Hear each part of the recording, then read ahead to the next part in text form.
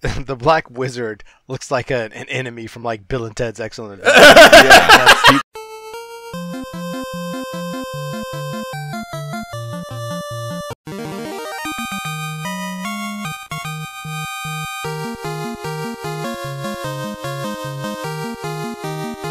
This is the Imperial Schools of Honor podcast. I am Josh Folan. And I am Jay Baxtron. And I am Jeff Burns. And we finally got that right. And we are going to be bullshitting about the formative years of console gaming as we revisit the periodicals that covered it again. We continue into the midst of an RPG side quest here, where we incrementally fiddle with an old school RPG, start to finish, with the assistance of the video game literature of antiquity that is attributed to it. We are currently bopping around and trying to knock out Chaos in Square's 1990 release of Final Fantasy on the Nintendo Entertainment System. The current accompanying game mag for us on this has been the official pack and instruction manual for the game, an 80-page tome titled The Explorer's Handbook, and the link to a PDF of that will be in the show notes for the duration of the quest. We have upped the video game mag ante since our last side quest recording, though, and we will now be drizzling in the Nintendo Power Strategy Guide, an 81-page Bible by which Jab and I lived circa 1990-ish. And the link to that will also be in the show notes. Emulation disclosure, so you know the tools with which we are undertaking our quest to defeat Chaos. Jay, how are you playing? I am playing this through emulation with my PC NES Topia using the standard NES controller. Jab, how are you rocking? Also NES Topia emulation on my computer, and I'm just using keyboard controls. I'm still rolling hard on OG hardware. My old school NES, or rather my good old NES Advantage, is piped in through Sir Uncle Ted's NES Satellite for input. And please rate and review the pod if you enjoy this crazy-ass side quest, any of our others, or any other weird shit we're doing. Our mullet championship playoffs, for example. If you like that, please rate and review and leave a review around our mullet championships. Do not miss out. We are very excited about Do this. people get to vote for their favorite mullet? Yes. Okay. Absolutely. Sure. Well, I would like it to also factor in their fiber as a counselor. So you know their favorite game and accomplishment, hobbies even. I would like more weighed in than just the mullet. Yeah, that's not how democracy works. Right, I understand that aesthetics will play a huge role in people's decision making, but yeah, I wanted very much for it to encompass their full being as game counselors, not just the mullet on their head. I'm more than this mullet. Hashtag I'm more than this mullet. Right. So what you're saying is it's more than the business in the front, party in the back ratio. That's right. Right. Okay. Yeah. We're trying to factor in the whole scope. That's not the only calculus we're doing. Yeah. The whole shkabo in the parlance of Mad Mike. Please rate and review. Okay. Bye.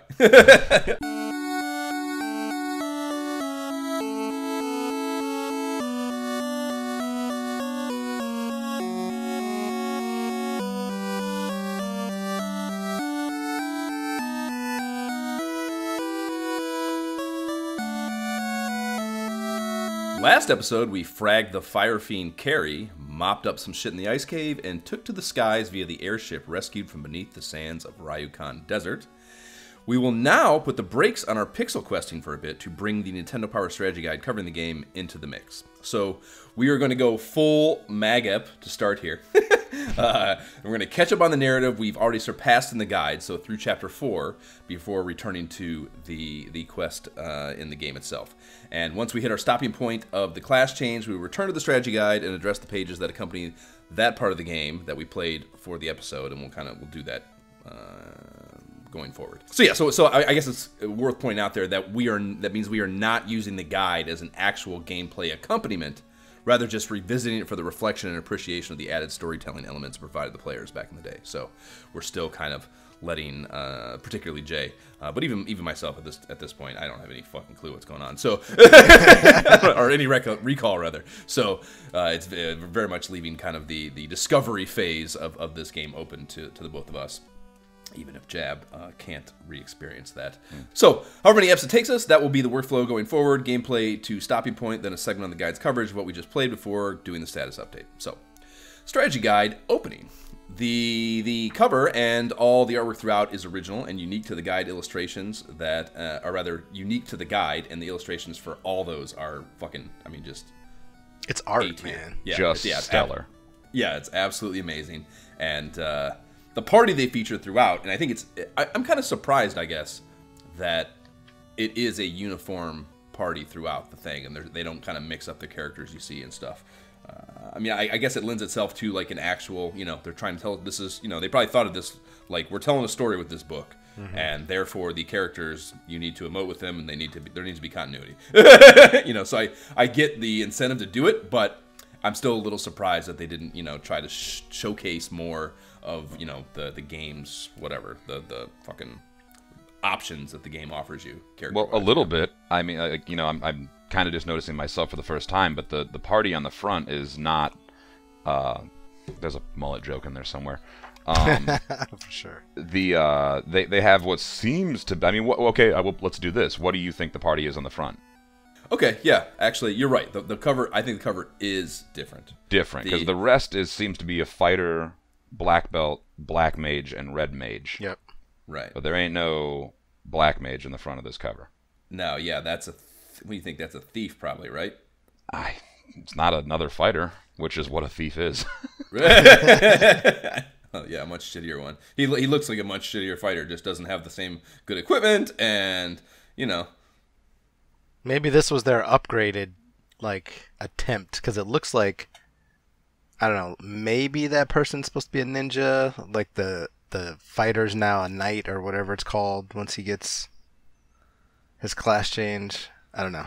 It looks like I mean, considering the choices available to us, I'd say it has to be a thief. You saying that, Jay, makes me want, and I didn't think to look at this, but that makes me want to check to see if after the class change chapter, the art is different.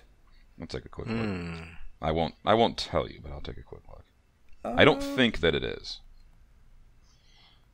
A little bit. How's that fighter look? Yeah. Fighter's got some differences going on. Yeah, he's got his headgear's a little different. Yeah, he's got that winged helmet and some chainmail. So they made an effort. Yeah, okay, so there you go. So there's a difference there. That's cool. I didn't think to check that earlier. Anyways, on the cover, we have a fighter, black belt, black mage, red mage. By my gauge, if we want to debate that further, we can. But in either case, the four characters that are featured, they are crowding and this is another example, Jab, where just like I had the guide, I looked at it a million times, and I just never really fucking I never really soaked it all in and realized what I was looking at. like they're crowding the bow of the airship, and right. I never noticed that. I never noticed that they were on a ship. I don't think. I started looking. Sorry, go ahead. I always knew that they were on the airship because those little, the propellers or the. See, I didn't even. That's just shit in the sky to me. Right. I get. Even though it is a bizarre perspective. It's leaking off the image of, on the top there too. So it should be all the more highlighting that it's like a foreground thing and not a background thing. But I never fucking put it together. It is a very bizarre perspective. Yeah. Yeah, so it's cool, but that's fucked up to me that I had this thing, we look at it so much, and I don't know, I was such an oblivious child, I guess. And there's also a castle floating in the sky in the faraway background to kind of complete the whole deal, to let you know, I guess, I don't know, that's kind of like what you're fighting for to some degree, or fighting towards throughout. That might specifically represent the city above, I'll spare you. But yes. You're giving spoilers again. No, I would never do something like that. So whatever, it's good. Looks great, of course. The Final Fantasy is in bold white font. Smaller yellow below it reads, "Weapons, spells, friends, foes, maps lead to victory." And this is technically in the Nintendo Power publication lineage. It's notated as being Volume 17, which would have had it being mailed out and hitting newsstands in October of 1990. So we are actually cheating just a wee bit, seeing as we just did issue 14 of Nintendo Power, Jay. Hopefully you listeners will forgive us for this monumental betrayal and can find a way to look past it to see our good intentions in doing so. So inside, they have a table of contents dividing the game up into 7 chapters of coverage. We have essentially played up through Chapter 4 already. So yeah, so we'll be revisiting those and just touching on them after the fact moving forward. And then we get a 2-page screenshot map that follows that, and they conveniently did bubble overlays on land masses that correspond with the chapter that most primarily applies to that part of the map. And I think that was a really cool idea to kind of let you know, give you an idea. Because, to us, I think modern day, the scope of this game is not overwhelming, but to the 1990 video game player, this was probably just like, how am I just? I can't. Like, how am I ever gonna fucking just internalize all this and figure it out? Like, it's just too much. You know? It's like Dragon Warrior on steroids. Right, very much so. I like it though. It kind of gives me an idea of where to go next. Sure. Sure. Yeah, that's it's funny. I didn't even think of that when we were talking about like it's almost. Yeah, it kind of sucks, actually. Well, I mean, we'll get to it, but I kind of knew to go to Chapter 5, just based on stuff happening in the game. So at this point, I looked at the map, and it's I either go left or I'm going to go right. You know what I mean? So. But I didn't look at the guide until I had played it a bit, and I wandered around, man. I didn't know those caves. We'll get to it, but the cave, like I didn't know what to do. You didn't know to go to Cardia Islands up there next? I didn't even know what Cardia Islands were. I saw those, and I mean, and this is, and I even had, there's like loose memories jostling around in here of playing this game. So when I saw those islands and the holes in them, I was like, I know those are significant, but I don't know what they are. And I was assuming I had to go to some town first to start the path down the class change. So yeah, I mean, I essentially I explored every other part of the map before going to where I was supposed to go here. So that's so funny to me, man. Yeah. I remember earlier in a narrative, one of the dwarves in the dwarf cave talking about a floater or something. So I went to the dwarf cave, and of course, like nobody had anything new to say. So I was kind of like, well, the guide and everything is talking about going north. So I just kind of flew straight north and landed on the island, and I was like, there's a hole, so what do I do here? So I just naturally progression to me. Oh yeah, from the dwarf cave it is directly north, so that would work. And it's one of the fucking few places that are where you can actually land that airship near a POI. Like everything else up north is like, with the exception of that town over on the right, is all like, they take into account that you're going to have that airship and they make you work to get wherever the fuck you're going to go. So yeah. That's also another incentive, but yeah, it didn't hit me. The World of Final Fantasy is the title up top of this map, and I like that too. That was a good choice of words. Then we have one page that explains how this research tool can best be engaged. Where it's pointed out, there is an index in the back. You can find specific persons, places, things if needed. And that's kind of a nice tool as well. And then we are on to Chapter 1. So I figured we would we would read this story blurb as the start to this, because I think that's probably the chief thing to take out of these, is to really wrap our minds around the story. So I thought each of us could alternate reading those, and I figured Chapter 1, Jab, would you like to start us off with the Chapter 1 blurb here? As the game opens, 4 travelers have appeared at the gates of the castle in Corneria. All are young and inexperienced, but bold. One seems to be a fighter, a knight in training. Another appears in the garb of a martial arts black belt. The 2 remaining members of the party are mages, apprentice wizards. Their coming was foretold long ago. Corneria town was once called the Dream City. That was before the darkness and the rot began spreading upon the earth. In those golden days, 4 orbs of power controlled the 4 elements of wind, fire, water, and earth. But then the light drained from the orbs and the balance was destroyed. As shadows lengthened and the ground shook with tremors, Lucan, the prophet, announced that 4 heroes would appear in time to grapple with this new evil. The Light Warriors he named them, and then he departed to join the circle of sages at Crescent Lake. In the kingdom of Corneria, as in all the free world, the evil spread from day to day. Nightmarish creatures now roamed the forests and cities lay in ruins. The Dark Age had come at last, and the leading forces of the shadow was a knight named Garland. It was he who had crippled the 4 orbs, and it was he, too, that kidnapped the Princess Sarah of Corneria. Only the coming of the Light Warriors could save them. I think the first thing you have to say is Nintendo definitely hired someone to write that. I mean, they're already talking about Crescent Lake, and you're already meeting late game characters. Yeah. It's impressive. It's really as much like we said, as much as we read this book, or page through it, I should say. Like, it's packed with like lore and information. You can't just like go to, Fallout Wiki and read the whole timeline of the world, before the Fallout games happened. This is as close as you get. Yep. Yeah. I don't know. And like, I struggle to think that we would have read it, Well, I mean, I was a kid. I wanted to play the game, and I'm a 37-year-old man now, and I'm still not positive that I know how to read. So I don't think I would have done this when I was younger. Yeah, I feel like maybe that first blurb on the art page, but like that book part on the first page of the actual chapter, like, nah, fuck that. Not reading that. Which is a bummer, because I think it would have fucking made the game considerably more enjoyable. Yep.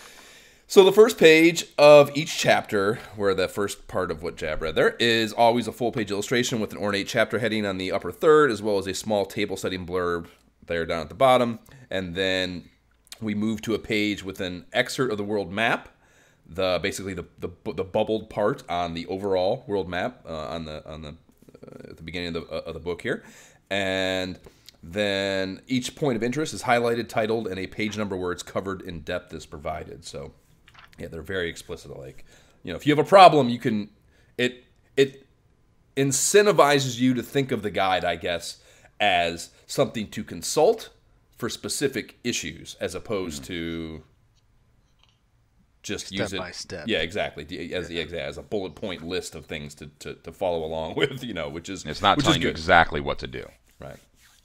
Well, I think it tells you exactly what to do, but I think I think by telling you the page numbers like that, it's telling you to, like, play the game, and then if you have a fucking problem about something, and you can use the index if you need to, even, what's the name of the thing you can't figure out, or they're telling you about that you can't find, or whatever the fuck it is, and then open the guide, and you can skip right to the part that solved the issue. It's like, fucking playing Outer Wilds right now, and like, I'm towards the end of the game, and I've kind of exhausted all the information that can be found on the fucking log thing, and I still don't know exactly what to do about some things. So like, yesterday I was like, fuck it, I'm gonna try to try to find an answer on the internet. And like, when you're doing that and you don't want to spoil something, man, you are like, I don't even know how to describe that kind of reading, where you're like, it is risky business. Oh my god, you're like look at one word and like look away and like, oh my, your eyes are like literally darting away from the screen. Exactly right. Like, did I get the information I need? Can I stop reading? No, I don't think I know anything more. Like, okay, next word, So this kind of allows you to sort of kind of do that, and that's cool, I think. Yeah, I like how they have the enemies listed that you're gonna meet in each town. That's kind of nice, like, with all the details. Yep. No, yeah, those fun. The bestiary stuff is fantastic, dude. And it gives you,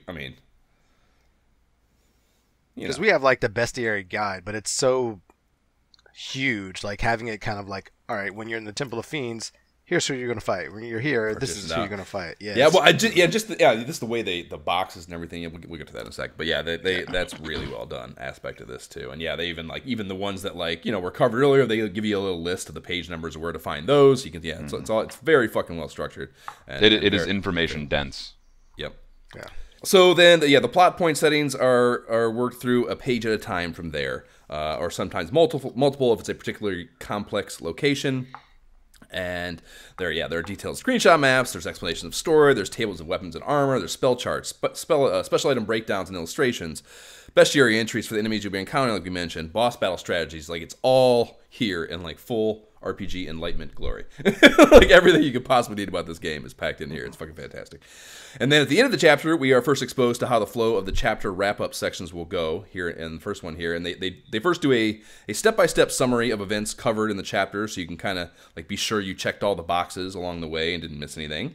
And then they have a section called Unsolved Mysteries. And unfortunately, no Robert Stack voiceover is featured, but they do ask questions you might have asked yourself while playing through this part of the game, and kind of nudge you towards answers for those questions to help you help steer you in the direction you should be going. And in this case, they are pointing you to the south to poke around in Elfland for the Mystic Key. And then lastly, they have battle techniques where they'll offer like just general battle tips to kind of deal with the game. And here they're first covering undead enemies as weaknesses to fire and harm magic, as well as the fighter weapons Sun Sword and Light Axe doing additional damage to them, which probably isn't true. And and then sea enemies being susceptible to lightning spells, and the Coral Sword being effective for those as the latter tip. And I guess like kind of like the way I want to approach this, I'm calling them Jay regret checks. Like, Jay, after reading this first chapter, is there anything you wish you'd have been fed before playing this part of the game? Especially in chapter 1, I assume not. It's all pretty straightforward. But I kind of like each chapter, I kind of want to ask that question. Like, is there something in here that you were like, fuck, if I'd have known that, this would have been so much better? Well, I feel like I just got like the Zeus Gauntlet not too long ago. So I like that last little blurb. I'm like, wait a minute, hold on. We talked about the lightning against water foes, so thankfully I knew that. But if we didn't talk about that, that's super useful to know. And again, like the Zeus Gauntlet, the Coral Sword, like, did I find a Coral Sword? I think if I did, by the time I found it, it was like not useful. So I'm like, I don't know. This would kind of it was be useful, nice Jay. You were using the fucking silver sword, and you should have been if you'd have checked the Coral Sword was dope. That was one of the few things I let the fucking the bros were able to use. I used the Coral Sword was like the key to my happiness for like the Gurgu phase of the game. Who would use it though? Like, who uses it in my party? One of my mages? I bet the red mage might have been able to use it. That would be my guess. See if I can find it here. If the fucking thieves can use it, I bet the fucking red mage can. I don't know. I feel like use the Coral Sword. Yeah. Oh yeah. Okay. Page 33. Can the thieves use the silver sword? Thieves can use the They can? Sword. Okay. Yes. Then Coral Sword must be better. Well, I mean, let's take a look. 19 damage and 15 hit percent. This is like my favorite thing to do. I should probably be doing schoolwork, but this is way more fun. Let's see, Silver Sword, where you at? There we are. No, actually, Silver Sword's 23 damage, 15 hit percentage. Coral Sword is 19 damage, 15 hit percentage. See, it's better, right? Was I not using the Coral? I could have swore I was using the Coral Sword, but they can use the Silver Sword? Who's that? Yeah. The thieves. Thieves cannot use the Silver Sword, which would explain your problem. Oh, okay. Gotcha. I thought you said they did. I was going to say, what the fuck, man? I definitely checked those numbers. I was trying to do everything I could fucking figure out. If I can do 2 damage instead of 1, I want to be a part of that. Yeah, I want on board. Yeah. But yeah, those battle technique things are great. And yeah, it is a little weird that they kind of are like, they're talking about things that, you're just, you're not going to see forever. And that's maybe a little, I don't know, either frustrating or you would hope that they would use something that's a little more short-sighted, right. for the example. It has me second-guessing everything. I'm like, could my fighter have used the light axe? Right. I'm pretty sure I checked every time I found a weapon. I was checking the math. No, that's late game shit they're talking about, and they even almost mention it in a way when they say like, defend yourself by using the Zeus Gauntlet, page 51. Okay, so 3/4 through the game, got it. That definitely. I didn't even notice the page thing. So yeah, that definitely tells you they were aware of what they were saying, to say the least. In chapter 2, it's titled "The Sleeping Prince," and Jay, the storytelling conch has been passed to you. Would you please do us the honor of reading the story blurb from this chapter? But of course. The 4 light warriors are venturing forth in their swift-sailing ship. Across dangerous seas you've guided them to the shores of a vast new land with many dangers and many mysteries. Here you will venture into dark caves. You will explore castles and earn wealth and experience. But most important, you will help people in great need. The next page. The Dark Elf. Elfland resisted the growing darkness better than most of the world, in part due to their beloved prince. His honesty, courage, and wisdom were renowned throughout Elfland, and in kingdoms as far away as Canaria. But there was one elf, named Astos, a cousin of the prince, who lived further north and west in a country that fell under the spreading shadow. Over the years, his castle fell into ruins, and creatures of darkness made their way made it into their abode. And as the shadows deepened on his land, Astos also fell under their gloomy spell. He began to brood, and soon jealousy crept into his heart, jealousy over the good fortune of his cousin. With his evil band, Astos marched on the castle of the elf, defeated the elfish army, and cast a sleeping spell upon the good prince. In his way, the shadow reached even the heart of Elfland. On his return journey, Astos came upon an old woman in the forest who peered at him through a lens of crystal. "Wicked creature!" she shrieked, making gestures in the air as if to ward off evil spirits. Ignoring her curses, the dark elf stole a crystal and left her blind in the wilderness. There's so much in there that I had no idea was in the story, Jed. Yeah. It's an actual story. Yeah. I'm like, wait a minute. Yeah. The idea that he had marched on Elfland and actually there's attacked a whole the castle. battle and military campaign that took place. Never once pictured that in my head. The fact that they were cousins, that never, I didn't know that. And yeah, the shit with Matoya, like that's extra fucked up, man. Man. Yeah, I never thought Yeah, about like that. it's funny because like for me when I play this game, you know, it's almost like a cathartic thing. Yeah, I'm just kind of like grinding and like hearing the music and seeing the sights and doing all that. And having done that 10 times over my life, you know, I'm just going through the motions. But like, you know, I don't know why Matoya's blind. She's just blind. That's what I've been told. Right, yeah. You know, And I don't know why Astos is being such a dick, but he is. Yeah, and I definitely never, like, yes, it's very clearly painted to you that Astos stole Matoya's crystal, but there is no context given to how that occurred. And certainly not this much, if there is. right, and yeah, and you know, my son, you know, you just assume a minion, whatever, just went there and stole it from her cave or some shit. Right. Like, not that they had this meeting in the forest and he just left her fucking ass there, like blind. Yeah. Like that's. You know, these are like real characters that like travel the world. You know, like Sarda or whatever was in Caneria, I believe, in the part that I read, and now Matoya is all the way from the north, all the way down, wandering through the forests after a military campaign. Seems really dangerous, but there she was. So right. Yeah, it's fucking. This shit is cool. Yeah, and that. Yeah, I mean that's like a bully move too. You know, it's a very specific. You know, it's not like there was like a battle of some kind, and like, you know, we took the spoils. It's like, you know, a bully just sees someone, takes their shit, and is just like, you know, fucking gives them one of those like fucking like good enough for me. Yeah, one of those like fucking, you know, what do you call that? Like fucking jump at them and like scare them again right before you leave and talk a little shit as you walk away with their stuff.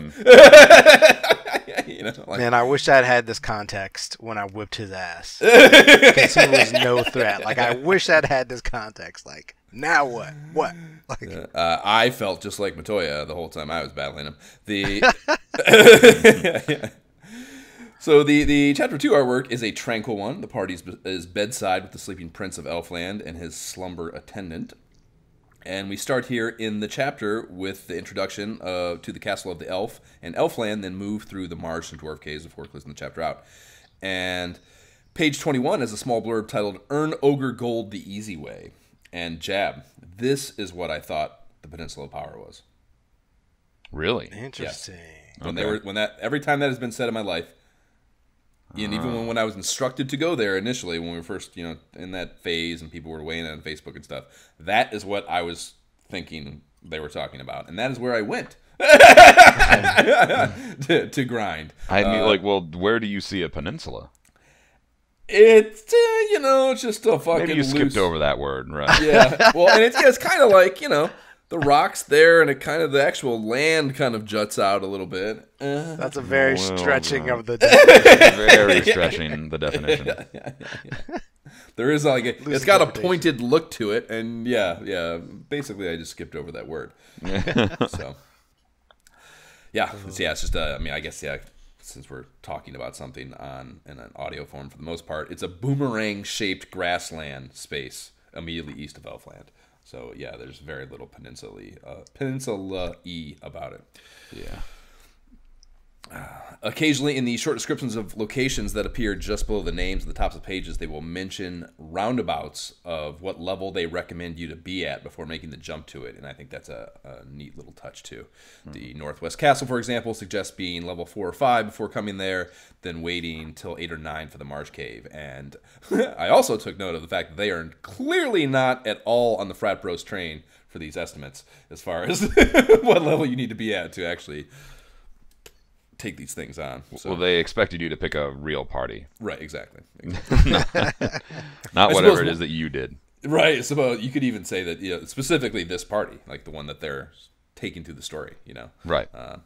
And, that could even be their intent with that. Like, literally, this is like your tutorial party, your tutorial. Like, they expect the game has replay, but I don't know. Like, I could see them thinking, like, this is exactly what we're quoting here is the story we're showing you. It's fascinating that they don't include a white mage, though. I kind of thought the full healer was a standard staple, Of fantasy games, I agree. I don't disagree with that at all. The Marsh Cave blurb booms a Final Fantasy commandment. The single most important tip is to take 99 heal potions, and that is literally. I think we every time we've said this, or not every time, but we probably have said those exact words. I guess is what I'm trying to say here, Jeff. Like we've definitely said that, right? But I mean to the letter, probably that exact thing at some point, because that was where we got it from. Is that sentence right there? It turns out the single most important tip for Final Fantasy is enslave your little brother. Yeah. That should be in the. That would be a battle technique, or where would they put that? Honestly, it'd probably be in the first chapter because that's how they build the bridge, if you remember. Hey, we need a bridge. You're like, there's really not one there. It's like, we got people for it, man. Don't worry. Yeah. It occurred to me going through this chapter that there is not much of an effort to make this guide, like a traditional walkthrough. Like the summary of events at the end of the chapter acts as a rough step-by-step, but the pages preceding that are just compartmentalized. They're not necessarily in order. Right, exactly. Their compartmentalized focuses on the locations themselves. They are not how you necessarily need to, go to them. And a prime example of this is in this chapter prior to the final 3 steps in the event summary. It focuses like there's nothing in this chapter other than the summary events that focuses on the Mystic Key tour you kind of have to take to claim all the unrealized gains you have to forgo before you get it, And even in the Explorer's Manual, it kind of has that. So that's a big difference between the two books, I guess, And maybe a conscious choice, maybe not, but it is certainly a disparity between the two that I thought worth mentioning. Yeah, it's kind of nice because they tell you like all the major things, but like as you say, 10, 11, 12 on the summary of events, maybe short of 12. Like you don't really have to go back to. You don't have to really do 10 and 11. So they don't cover it in depth. It's just these like 2 sentences with a little picture of like where you should be. Right. Yeah. Things you could have hit. Right. If you wanted to. Yeah. Agreed. But I do remember, I think we probably talked about it when we did the thing, but like getting the key and just like remembering like, oh my God, there's like, X amount of rooms that I couldn't even get into. Yep. It's nice how the game like sets you up to like take steps forward and then you kind of like run back and do some other things and then you take a huge step forward, from that perspective to the next thing. Yep. It's, considering the limitations of the time for like cartridge gaming and whatnot, like they gave you as much variety as they could. Sure. Yeah. I mean, that's, Metroidvania stuff there, trying to work that in. Mm-hmm. Very good. The unsolved mysteries are teasing the source of the Earth's rot and the floater airship. Mostly dwarf cave stuff. And Jay, regret check. Anything in here that would have been helpful to know that you missed? I don't think so. No. I think I was pretty thorough that story here. for that role play. And I guess Jab, any other ruminations that you nothing would say? That jumps out. I mean, nothing that jumps out. It's just all the artwork is really stellar and it's well done. It's honestly better in a lot of ways. I've been playing Fallout 4. Again, the Magnum Opus download deal mod system, and if I ever need to like look something up, like if I go into somewhere and like I clear an area out, I'm like, oh, did I miss like anything important? And I go online to search, and it's just a fucking shit show. It's just it's really hard to like get solid information. All the websites are clogged up with ads and shit. Like this is great. Like it tells you. I think literally everything is in this. Yeah. Well, there's one thing that you pointed out in the Earth Cave that is allegedly not in here. I'm drawing a blank what that is, but we'll see when we get We're there. coming up on chapter 3. But yes, it's comprehensive and well done, and as you say, it's just as good of a reference source as you can get, and then that it happened back in 1990 is even more impressive. For sure. I love that there's a lot of them in here, and that's why I'm thinking of it for this particular section. But the special item stuff, too, again, kind of like, they're just words on that menu, on that sub-menu. Mm-hmm. And here, there's like a lot of attention paid to these special items: the herb, the key, the crown, the crystal. And there's like, the way they feature these, it's like it says special item, and then there's fucking a big picture of it, so you can visualize exactly what the hell it is, and then an explanation of it with like a unique little blurb about it and what its significance or what it means or where it came from, whatever. And those are really nice touches too. That I really. Yeah, the key's not just like the letters KEY on the screen. It's like this bronze falcon-headed. Right. It looks mystic. It does look mystic. Yeah, it's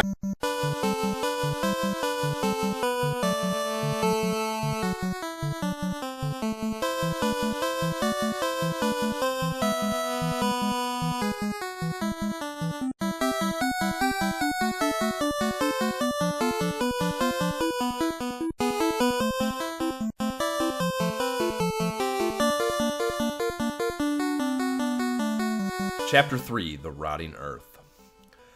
Now the Light Warriors have passed beyond the inner lands to the Great Western Sea. Here they will encounter the first of the 4 elemental forces and enemies far stronger than any they have met up to now. The once beautiful town of Melmond is a source of information, magic weapons, and a place to recover strength. The Dying Earth. In ages past, the town of Melmond was known as a seat of learning, a city of peaceful traders and beautiful gardens on the western border of civilization. But when the light was drained from the 4 orbs, Melmond suffered greatly, perhaps more than any other town. The rich soil underfoot turned to clay, the plants died, people moved away to seek a living in more hospitable lands. Some of the braver citizens sought the source of the rot, wandering further afield until they reached the black mouth of a cavern far south of Melmond. There they heard of the coming of Lich, the fiend of the earth, but none returned to tell the tale. For an age, Lich had remained buried in the cool bosom of the earth. What a great word, bosom. Waiting for his time of ascendance. When light drained from the orbs, Lich sensed it, and he stirred. Creeping from his dark hole, the foul breath of his passing turned all it touched into poison. The rot spread across the land like a brush fire. It was the beginning of the end, and Lich rejoiced. That's so good, That man. is so good. you could make a fucking D&D campaign off of that.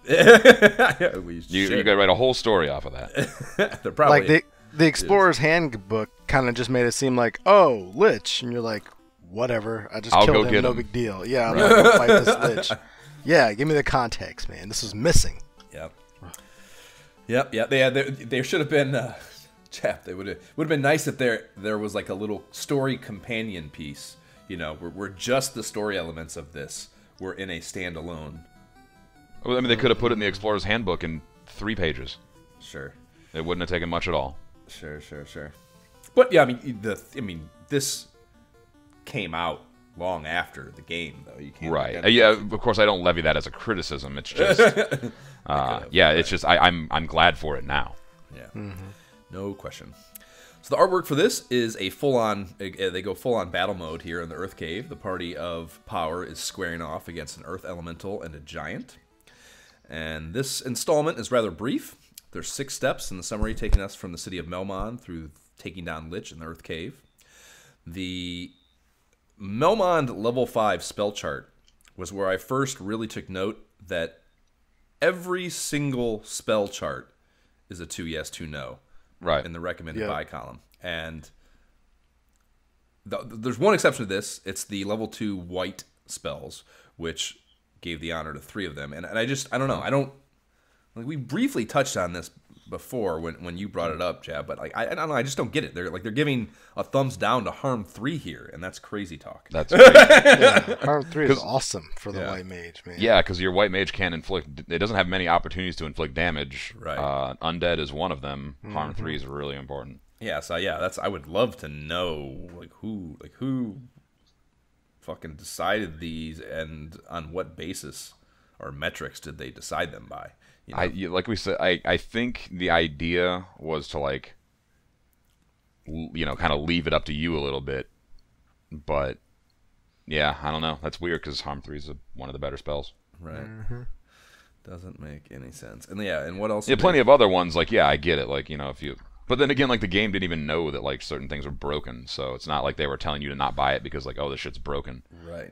And like, if you had to choose, but if you could only have 2 of these things, like okay, like yes, Cure 3 and Life are better, yes, sure, but I get a third, and I'm taking Harm 3 over Heal 2 every day and twice on Sunday. Right. Well, I don't think you can take that into account because yes, that's not the point. The point is, should I have it or should I not? It shouldn't matter what the other options are, really. It's just like, is it a good... Well, it's best buys, so yes, you are contrasting, I guess. But still, like, it's a good spell to have regardless of what other options would be, and you have the room for it. So there's no downside other than the 8,000 gold, which you shouldn't view as a downside. That is the advancement of your party. Sure, it's just investment.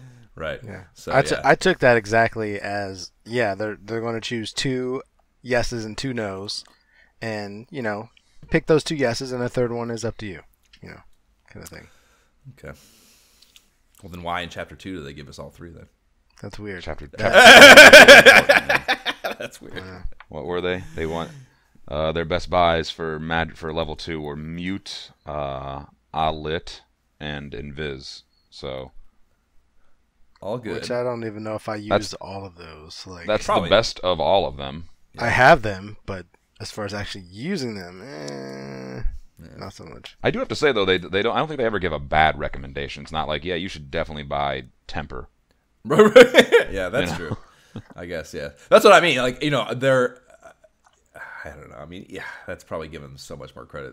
It probably was just like a dude smoking a bowl, like, yes, right. Yes, no. But let's do tomorrow. Yeah, yes, no. Cool. Yeah, yes, I want them. Let me hit the Excel spreadsheet such as it exists in 1990, and I'll just go. Yeah, I want them to be sitting there and have some sort of mathematical equation, but that's probably a lofty hope. Right. Yeah. Unsolved Mysteries are about a civilization in the north and more floater action. And then Battle Techniques deals in knowing how your weaponry affects certain classifications of enemy. The Giant Sword, the Rune Sword, and the Dragon Sword are the 3 examples used.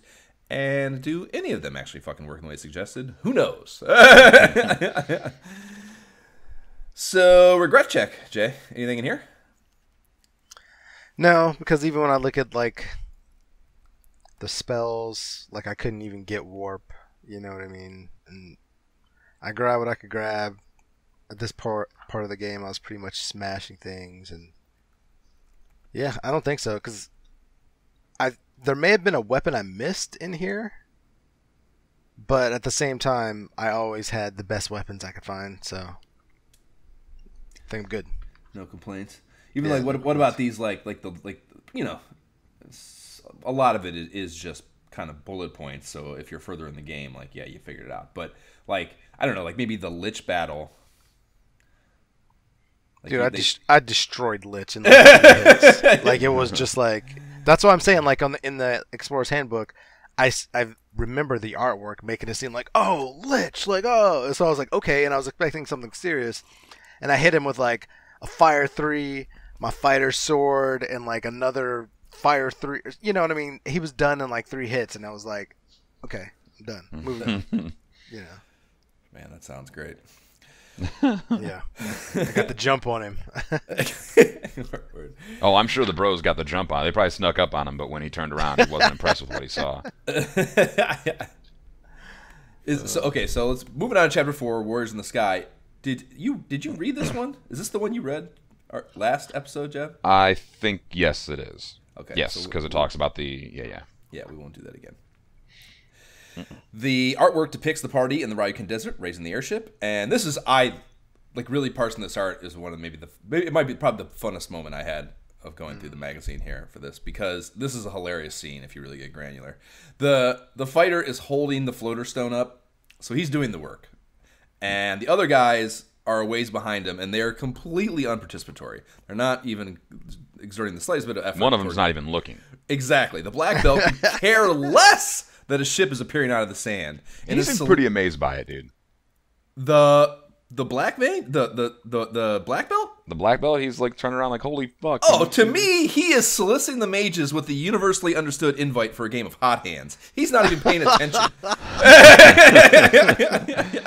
He is not even paying attention to this. And I think that is magnified by the fact the mages are completely oblivious to his fun invite because they are too busy pointing at the airship in absolute awe of fucking magic. You know what I mean? Because it's actually incredible, right? Right, exactly. So yeah, I just think there's just so much disconnect happening here that I found it hysterical. I love the difference in perspective here. So when I looked at this, I kind of thought that at first, but I'm like, wait a minute. Both of the mages are pointing. The black mage is actively holding a staff up. So maybe them pointing is actually they're doing some kind of magical check. Some sort of arcane effort. They're trying to they don't know what's going on, so they're just, you know what I mean? Maybe it has something to do, maybe they're doing some kind of special spell casting. Well, yeah, maybe the floater needs the presence of, magic around it to fully stabilize it, or they're not casting Fire 3 to raise it or anything, but they're just using their magical prowess to help the floater do the work of raising the airship. That's a good one. Yeah. That's so much. That's such that you're right. That is the difference in perspective is funny. That is so much more faith in the universe. Yeah, it's a little bit better than disbelief, so that you can how does this work in the story and not break the story? You know? Yeah, Josh just went straight to 1990 Hot Hands on the number 2 bus driven by Derek. Was that our bus number, Jam? That's a good. Number 2, yeah. That's a fantastic pull. Great. Do you remember the color of our bus? When you they'd be at the school and they'd be like, the blank bus has arrived. Oh fuck no, jeez, I didn't even remember the 2. Yeah, well, we were number 2 white bus. Oh man, I don't remember that at all. Mm-hmm. Yeah. Daryl was our. I remember. Driver. Yeah, I remember. He was my bus driver my entire life. Literally my entire career. How crazy! My entire career. My entire not collegiate. My entire scholastic career. Primary. It's not my entire scholastic. I'm in college now. Thank you. But my entire primary school career, it was Daryl. Yeah, that's crazy. Yeah, dude, fucking Daryl. Man, I wonder. You think he's still alive? No. Almost certainly dead. Just definitive. No. He was old then, dude. I don't know. He wasn't that old, dude. Yeah, he didn't look good. He didn't. But what do you want me to say, man? He was probably born in the fucking 40s, and he smoked cigarettes a bunch. I'm sure. He looked like that. I'm sorry if Daryl's family's out there listening. I feel like everyone smoked cigs back then. I feel like he wore those shirts that had the pocket in the breast. Tailor-made for holding a pack of cigs. Exactly, yeah. And if he smoked cigs, we'd have seen him. I mean, you couldn't recall what number our bus was, so don't start. But I did. I remember Daryl. I can picture Daryl, no problem, man. I got Daryl. I remember Daryl had hair coming out of his ears. Yep. That was a huge thing for the kids. Oh. Yeah, and he had droopy jowls and his earlobes. That's what I mean. He was old, dude. He was old. He had very loose skin on his face. Yeah, his face was actually very Corbin-esque in a way. In many ways. Jesus Christ. Am I just ripping this man? I'm sorry. You're fucking tearing Daryl up.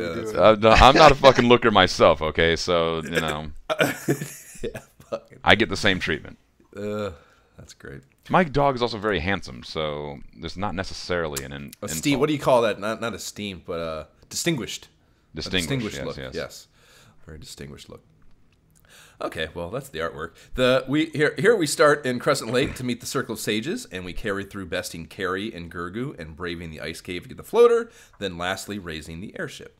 A whopping 4 pages are dedicated to Gurgu, 1 more than the Earth Cave got, so they think Gurgu needs more attention, which probably makes sense. The Unsolved Mysteries section deals in the Circle of Sages commentary only, and 2 more fiends, both of which have been here tearing shit up longer, still remain, they mention here. And then the guide suggests this means they might be stronger than Lich and Carrie. And they also point out the sages keep piecemealing you information and not divulging it all before asking, what the fuck is up with that? Why don't they give you the whole fucking carrot so you can, solve the puzzle? I don't know. It's a good question. I just noticed something kind of funny before we get to Jay's take on all this. Do you know what the plural of Medusa is? Medusas? Medusae? Medusins. Medusins. Yeah, which they have here in battle techniques. No shit. That's yeah, I mean, it's probably also used to describe like the family tree and whatnot, but Medusins apparently is a word. But this is also a magazine produced by a Japanese company, translated in English, so who knows? Who knows? Can't necessarily be trusted. So yeah, Battle Techniques does have 3 rather random factoids with no connective tissue to them at all. Always use fire shit when dealing with ice enemies, and vice versa. But does it work, Chad? Who knows? I don't know. Yeah, certainly not me. Yeah, how do you pronounce that? You think Aegis? Aegis is what I always said. Aegis. Shield nerfs the stone attack of enemies that wield it. And the ribbon and pro ring are unique defensive tools. The ribbon protects against special attacks, and I'm like, am I to surmise from that this means they're talking about like the scorch, cremate, etc. deal of the volcano enemies? Is that what we're talking about by saying that? Yeah, I think it's not only that, but I think ribbon protects against like all status effects. Okay. Yeah, also that. I mean, I don't know. Maybe. Well, also that would surprise me. I would think it'd be one or the other. No, ribbon in Final Fantasy, if I'm not mistaken, and people can comment to you guys, not me, about it, I think it's always protected against status effects. Like even Final Fantasy Tactics, you get a ribbon and it prevents like being turned into a frog and shit like that. Okay. Okay, well, then it probably does not help with those then, I would guess, because those are just damage-based things, you know? Right, I'm not sure exactly how that works. Yep. But I know that once you have a ribbon, you want it to be a part of your attire. Yes. Yeah, I have them on the bros, I think. And the Pro Ring can deflect the rub spell. Nice to know something exists to help with that, even though I imagine we won't get it until it's less of a problem. And I did find them, and now my bros do have those actually. So it is just a little bit later than here that you find it. Any regrets about getting the airship out of the fucking desert or anything, Jay? Definitely no regrets about getting the airship out. I mean, I kind of just wish I had this guide. I'm just looking at like the locations, because the Gurgu volcano was a beast to get through. These maps are, yes. I mean, I guess we haven't mentioned that. The difference between the maps in here and the maps provided on that poster deal that came with the game it's night and day. Everything is labeled.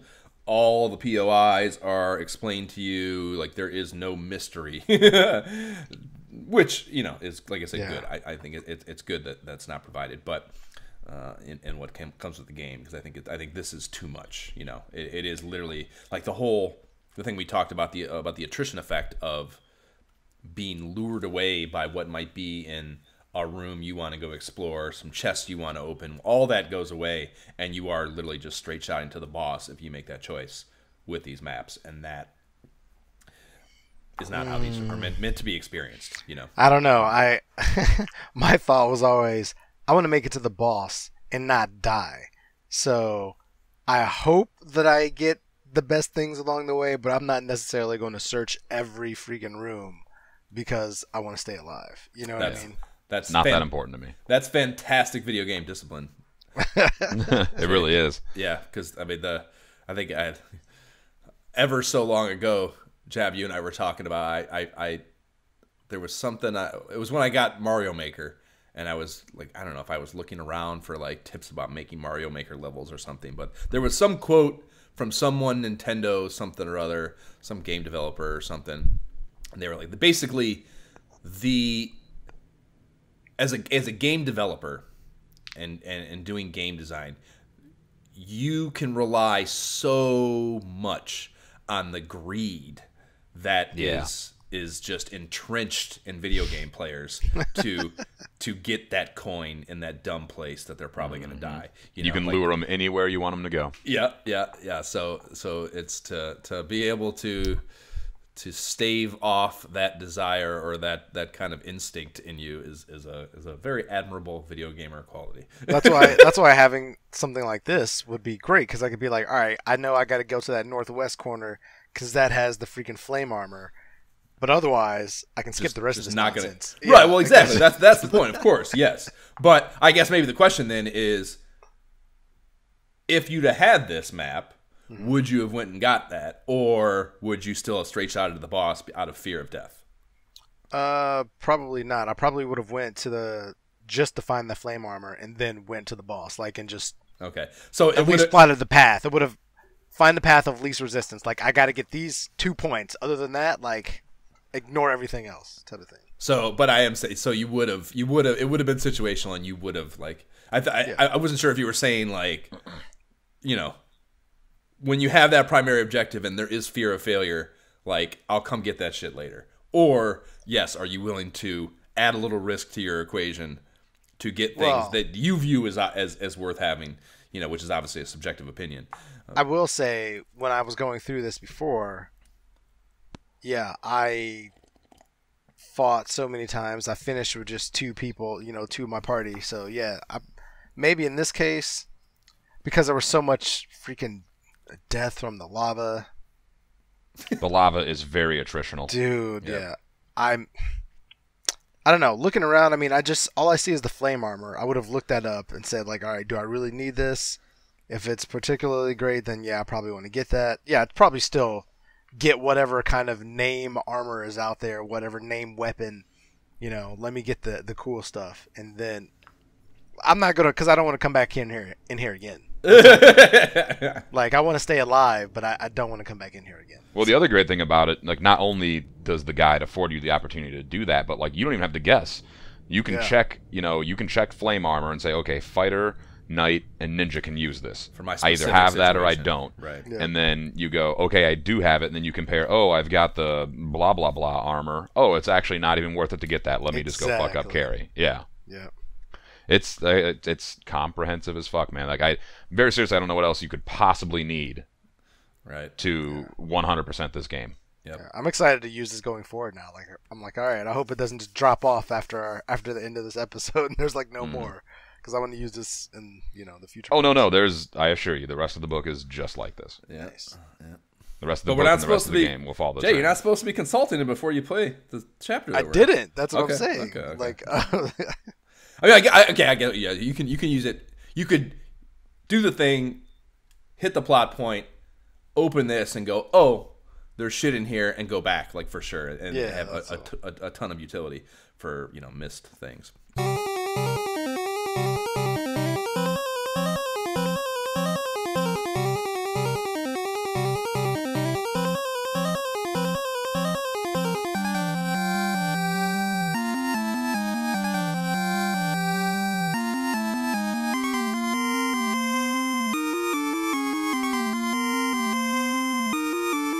Okay, we are moving back into gameplay action now, but we will, just for good storytelling structure, do the table setting blurb at the beginning of each chapter that we are stepping into before we start talking gameplay.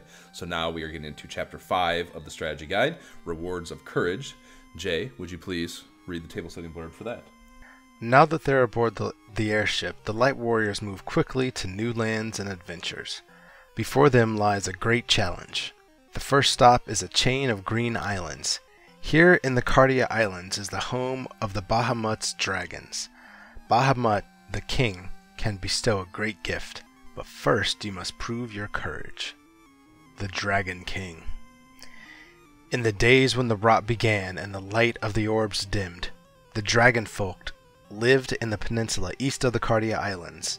The Castle of Ordeal was then called Bahamut's Keep, but a legion of fearsome monsters swept down upon the castle from the north, and such were their numbers that Bahamut and his people had to flee. Taking refuge in the islands west of their ancestral home, the dragons found safety, but they began to know fear. Seeing this, King Bahamut looked for a way to instill courage in his people, a courage that would be needed if the new forces in the world were to be held at bay. And so he devised the trial of courage. Bahamut was the first to go. Alone he traveled to the castle that once was his home. Alone he entered the gate and, fighting loathsome creatures at every step, made his way to the throne room high on the 3rd floor. There he hid a token in a treasure chest, then fought his way back to the islands. In the days and years that followed, any dragon or man who sought Bahamut's support was required to seek proof of his courage in the castle. Many followed in the Dragon King's footsteps, but none returned with the token. That is so good. The idea, it's such a good storytelling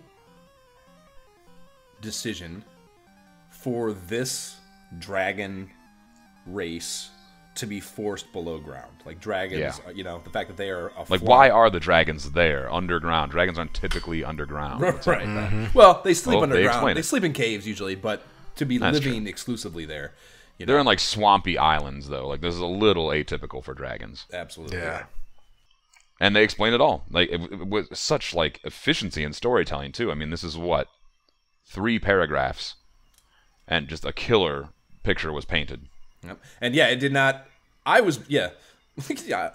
bring it up when we get there. But like, you know, the rat tail, the choice of the rat, you know, like the idea that he did it himself and then stowed this really weird item.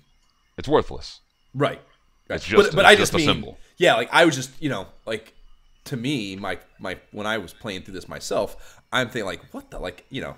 Yes, it's in a chest, so that whatever. It's not like it's like just lying in the fucking corner off a dead rat or anything. But like, I just viewed it like why, like, yeah, what, you know, it just answers all my questions to think of him doing the trial himself.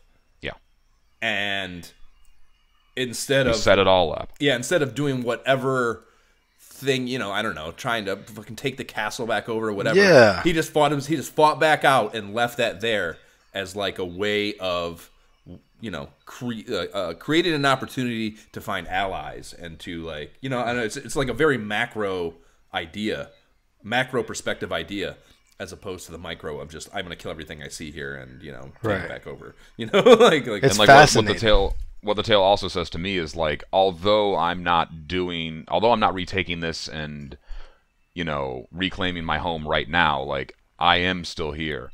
This is still on my mind. This is still a part of my life. Yep. Like, one day, you know, the shit will be squared out. Agreed. Yeah, very good. Very good.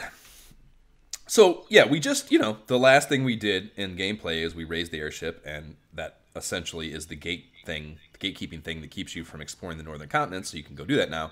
And you know, even if, and I hadn't really done it, but I got the vibe, Jay, you had, like, even if you've done some sailing around up there to kind of take a look at it, there are no ports and very few rivers you can reach from the ocean to circumvent the port necessity. So it's been relatively impenetrable prior to getting the airship.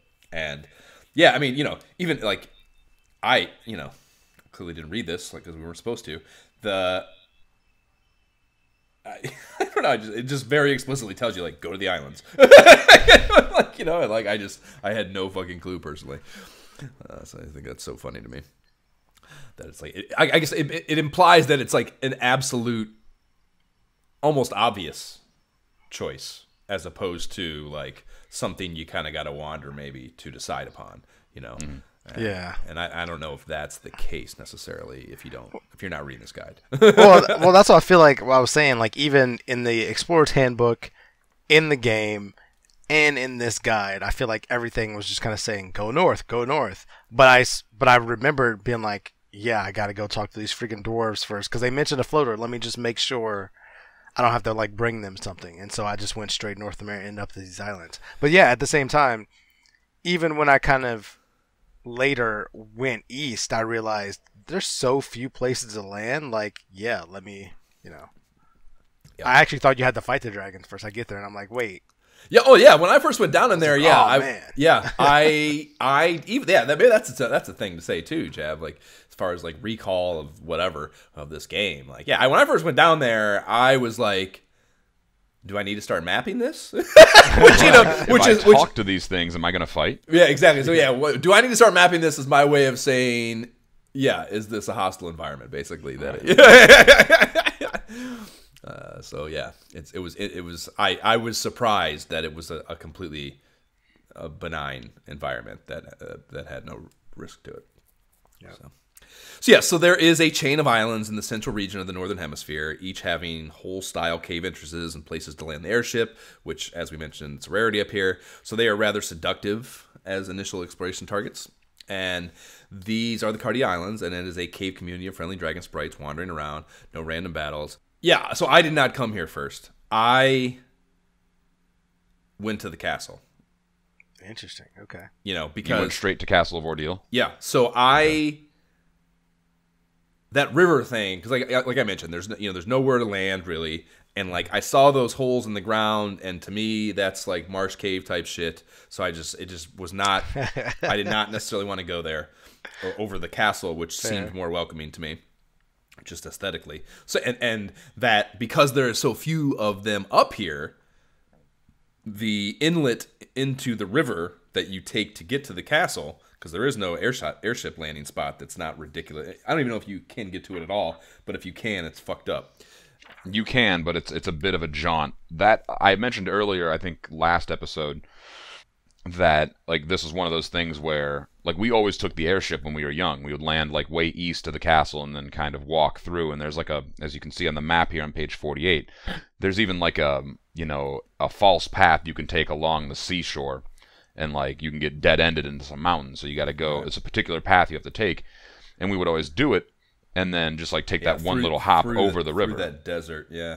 Correct. Yeah, I think we mentioned that. And it's so stupid, because if you just fucking drive the ship up there, you can park at the river, and it's, like, 20 steps to the castle. Yep. And I think that maybe... It's because you got your new toy, you want to use it. Right. Well, that, and I think, man, I think we talked about it before. I don't know if it was even on the pod. It might have just been fucking around before we even started doing this, man. Like, I don't remember knowing the fucking canoe that you could get out of the ship into the canoe at river mouth. You literally have to know it though, because that's how you get the airship. The Ryukon Desert, you have to park at that. You park your ship there, and everyone. I think the ship just disappears there after a while. I think in this game I'm going to try and keep my ship. So I think at a certain point it disappears. I had to go back there because I wanted to go to. Somewhere you couldn't get in the airship?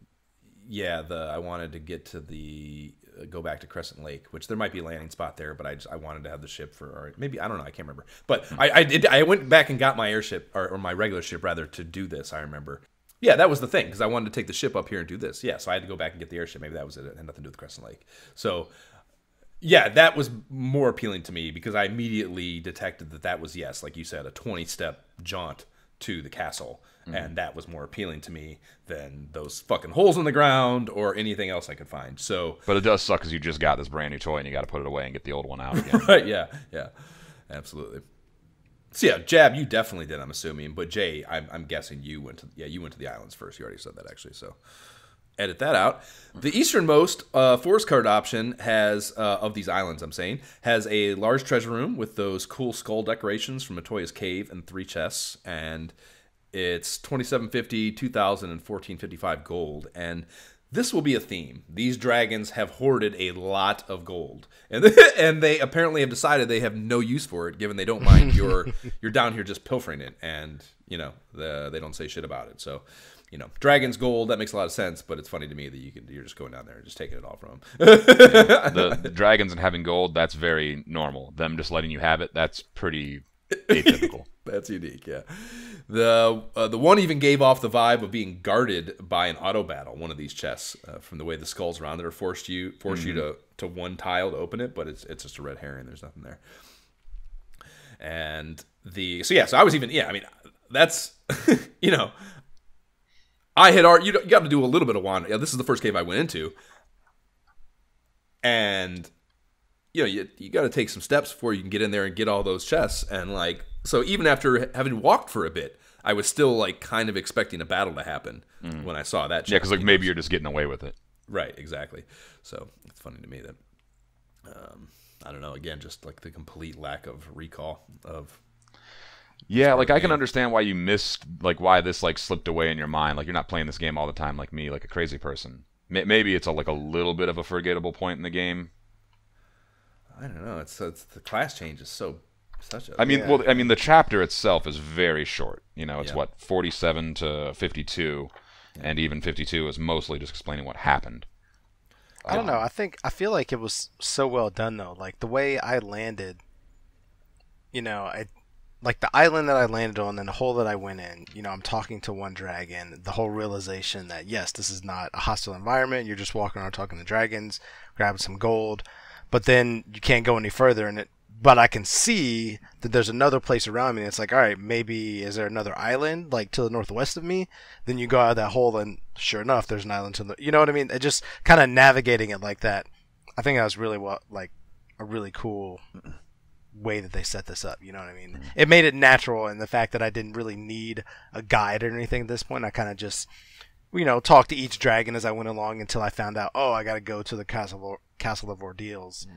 After this type of thing, it was very, very well done. I think. Yeah, that's good to hear, because, like I said, I did not go here first, so yeah, I'm always curious to know whether the actual breadcrumbs are there. So that's good to hear. It's interesting. It's the first time since, if my calculus is right, I think it's the first time since Astos you're not doing like one of the orb bosses, like an objective for that. Like after Astos, you're on Earth, and after that, you're on fire. Right. So yeah, this is a little bit break off from the that beaten path. Yeah.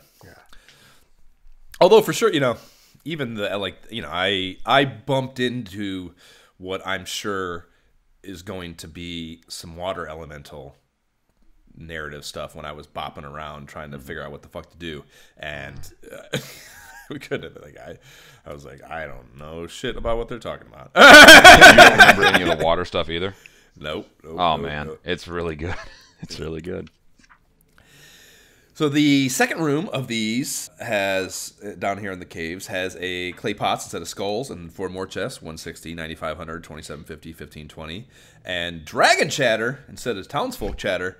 A dragon in this second room says, "You are not afraid of me? Then I am impressed."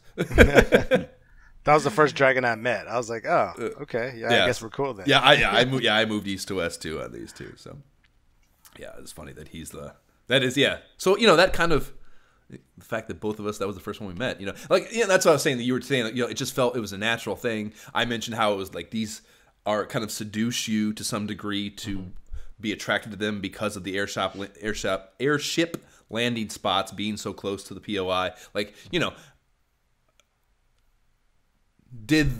Are these design choices, or did they just work out? Is a very fun analysis to me, of were these people so good at their job that they could plant these seeds and have that psychological effect on you, or is it just random dumb luck that it worked out that way? And I think there are some commendable design choices here that steer you, subtly, and that's fucking great, of course, I feel like they did it. I feel like they did that on purpose, because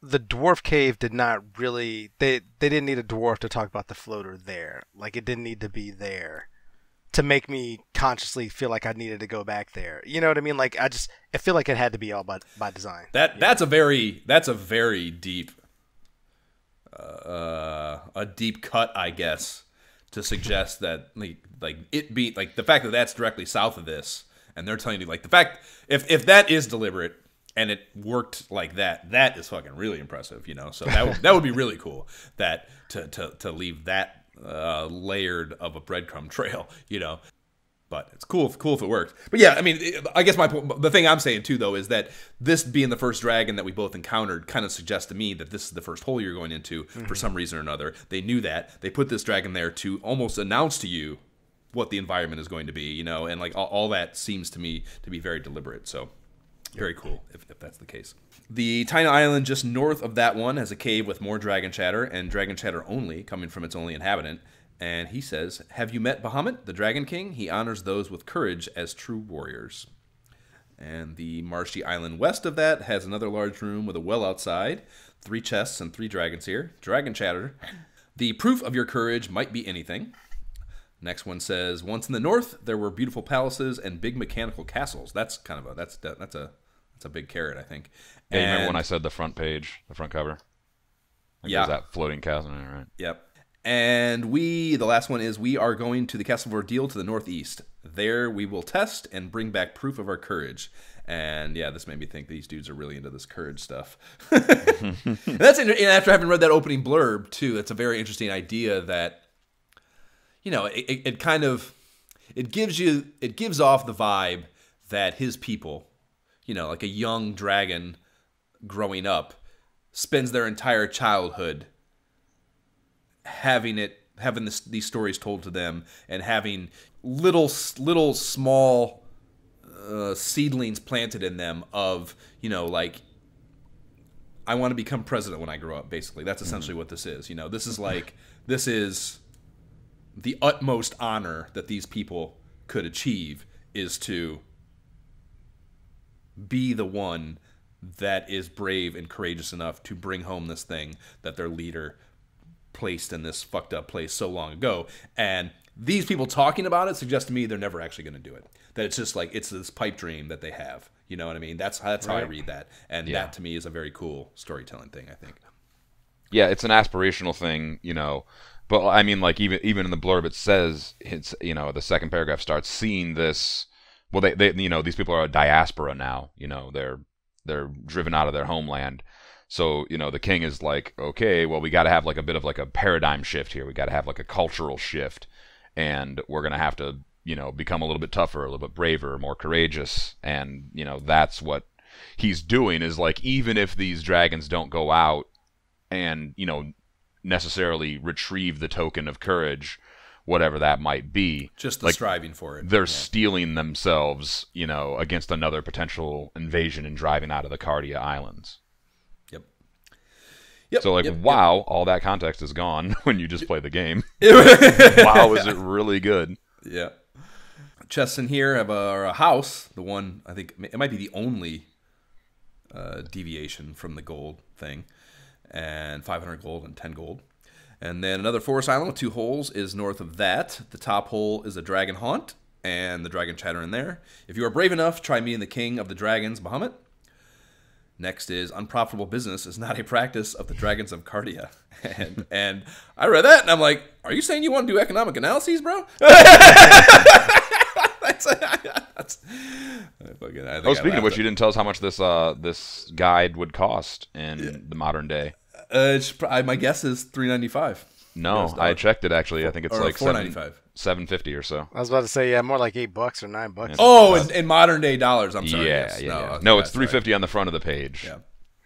But right now it's like $7.50. Oh, yeah. How did I just fuck up the cover price? The cover price on that has been the same since square one. $3.50, $4.50 Canadian. That's crazy that I didn't have that fucking. Maybe that's. I'll go back to when the start of my next. When I go back into play for the next episode, I'll go back there and I'll run some numbers with them on the cover price of the guide. Please do better. Yes. Long ago, dragons and humans lived and traded together, and yeah, so much economics with these cats. But I think traded is a very cool word to use here. Trading is a very high level form of communication. You know what I mean? So that says a lot about the relationship with humans. Yeah. Like that kind of communication requires a lot of interfacing, a lot of trust, a lot of things. You know what I mean? This is an interaction between, you know, equals of sorts. Yes, absolutely. Even if I wouldn't be surprised if the dragons had a bit of a, you know, racial superiority complex. They tend to in fantastical worlds, but yes, they are interacting with and dealing with humans on a level and as equals. Yep. Yeah, that's fucking awesome storytelling. Mm-hmm.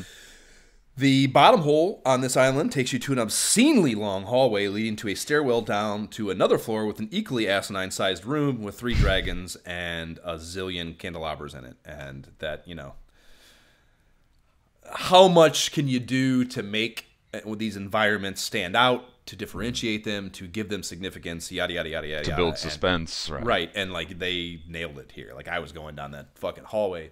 The first one, I'm like, God damn, this is fucking taking a long time. And then yeah, you get into the room and essentially have to walk the same distance in a room that, you know, it like when you come up the stairs or down, whatever the hell it is, where you're at, because it's a vertically scrolling room. Where you're at is the widest point of the room, and you know the whole thing tapers as you approach Bahamut at the end, and that is pretty fucking, you know, again, just doing all they can to give significance in the design of this rudimentary overworld map system. Yeah, it starts to kind of like funnel you towards Bahamut or towards something you don't know since it's scrolling up. Yep. So dragon chatter in here, there's a couple dragons that you encounter right before you get to Bahamut, and the first one says, "This is Bahamut's room," and it's like, yeah, kind of figured, dude. I'd be surprised if it wasn't, but okay. Right. And then the other says, "Bahamut verifies the true courage of all," and that sounds like an exhausting responsibility. Bahamut stands at the end of the Candelabra art project, and his sprite is different than the other dragons is, and I'd say he's a bit on the chunky side. Which is, cool that there's more filled there. out. Right. Which, he's the king. He should be a little chunkier. The king eats, right. And his dragon chatter. "I am Bahamut, king of the dragons. Bring me proof of your courage to receive the honor due true warriors." Now, as I mentioned, I did not come here prior to doing the Castle of Ordeal trial, and they're chatting up everywhere here, and that means this is not what Bahamut said to me when I first spoke to him. So not even when you first spoke to him. Right, yeah. I never received or was issued the challenge, rather, formally. So, yeah, I had to actually Google around a bit to score this copy, and that led me to learning something. There is a lot of talk about the team at Square ripping a lot of the bestiaries straight from D&D, and this is a very prominent example of that. So, I'm not absconding them. Is that the word? No, it's not quite what you're looking for. You're right, not aping them.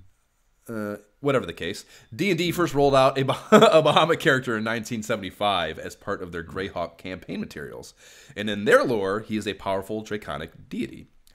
Known as the Platinum Dragon, he is regarded as the king of good dragons. So that all makes sense, and it's an appropriate pull, but a pull nonetheless.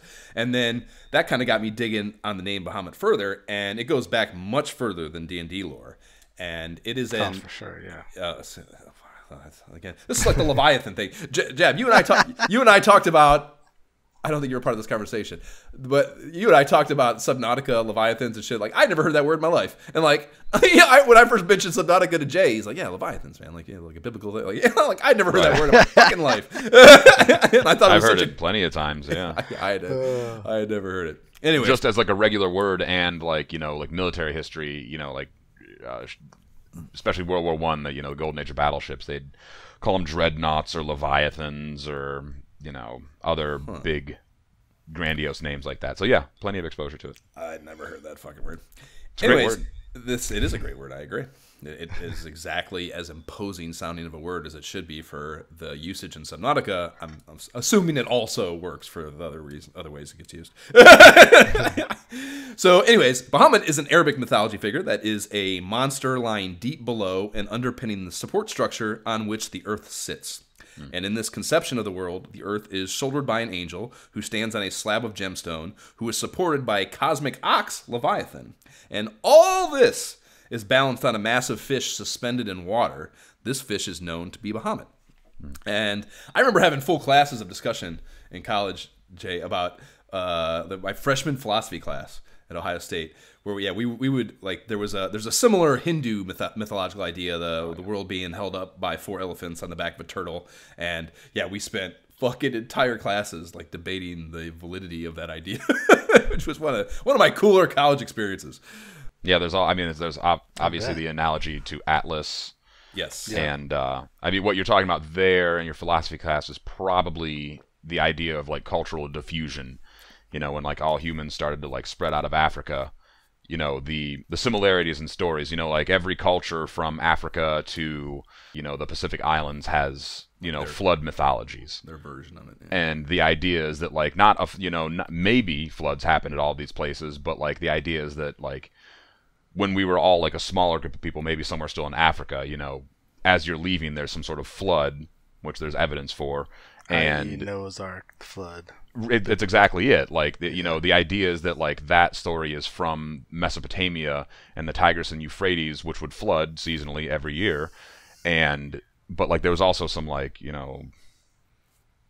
global warming stuff that was going on that caused sea levels to rise like a meter a day or something for like a small period of time, which would have seemed like some crazy shit. And then you just kind of go and you take that story with you, and then you adapt the story to the places that you end up. Yep.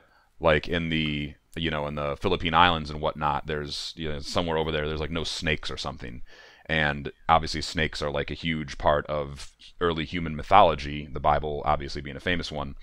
But wherever they ended up, there was no snakes, so they just like, yep, do the best we can, and they just snuck an eel in there instead and changed the story a little bit. So like, yeah, not surprising that, you know, I know for a fact, actually, you know, playing Final Fantasy VII and having like the summon spells and whatnot, like all of that is pulled directly from various cultures, mythologies, and just like throw it right into Final Fantasy. You're all equal here, just get in. Titan, go. You're the Earth summon, you know, like Bahamut is a different one, and yeah, there's a ton of them. Yep. So yeah, they definitely stole from Dungeons and Dragons and just human mythology. Yep.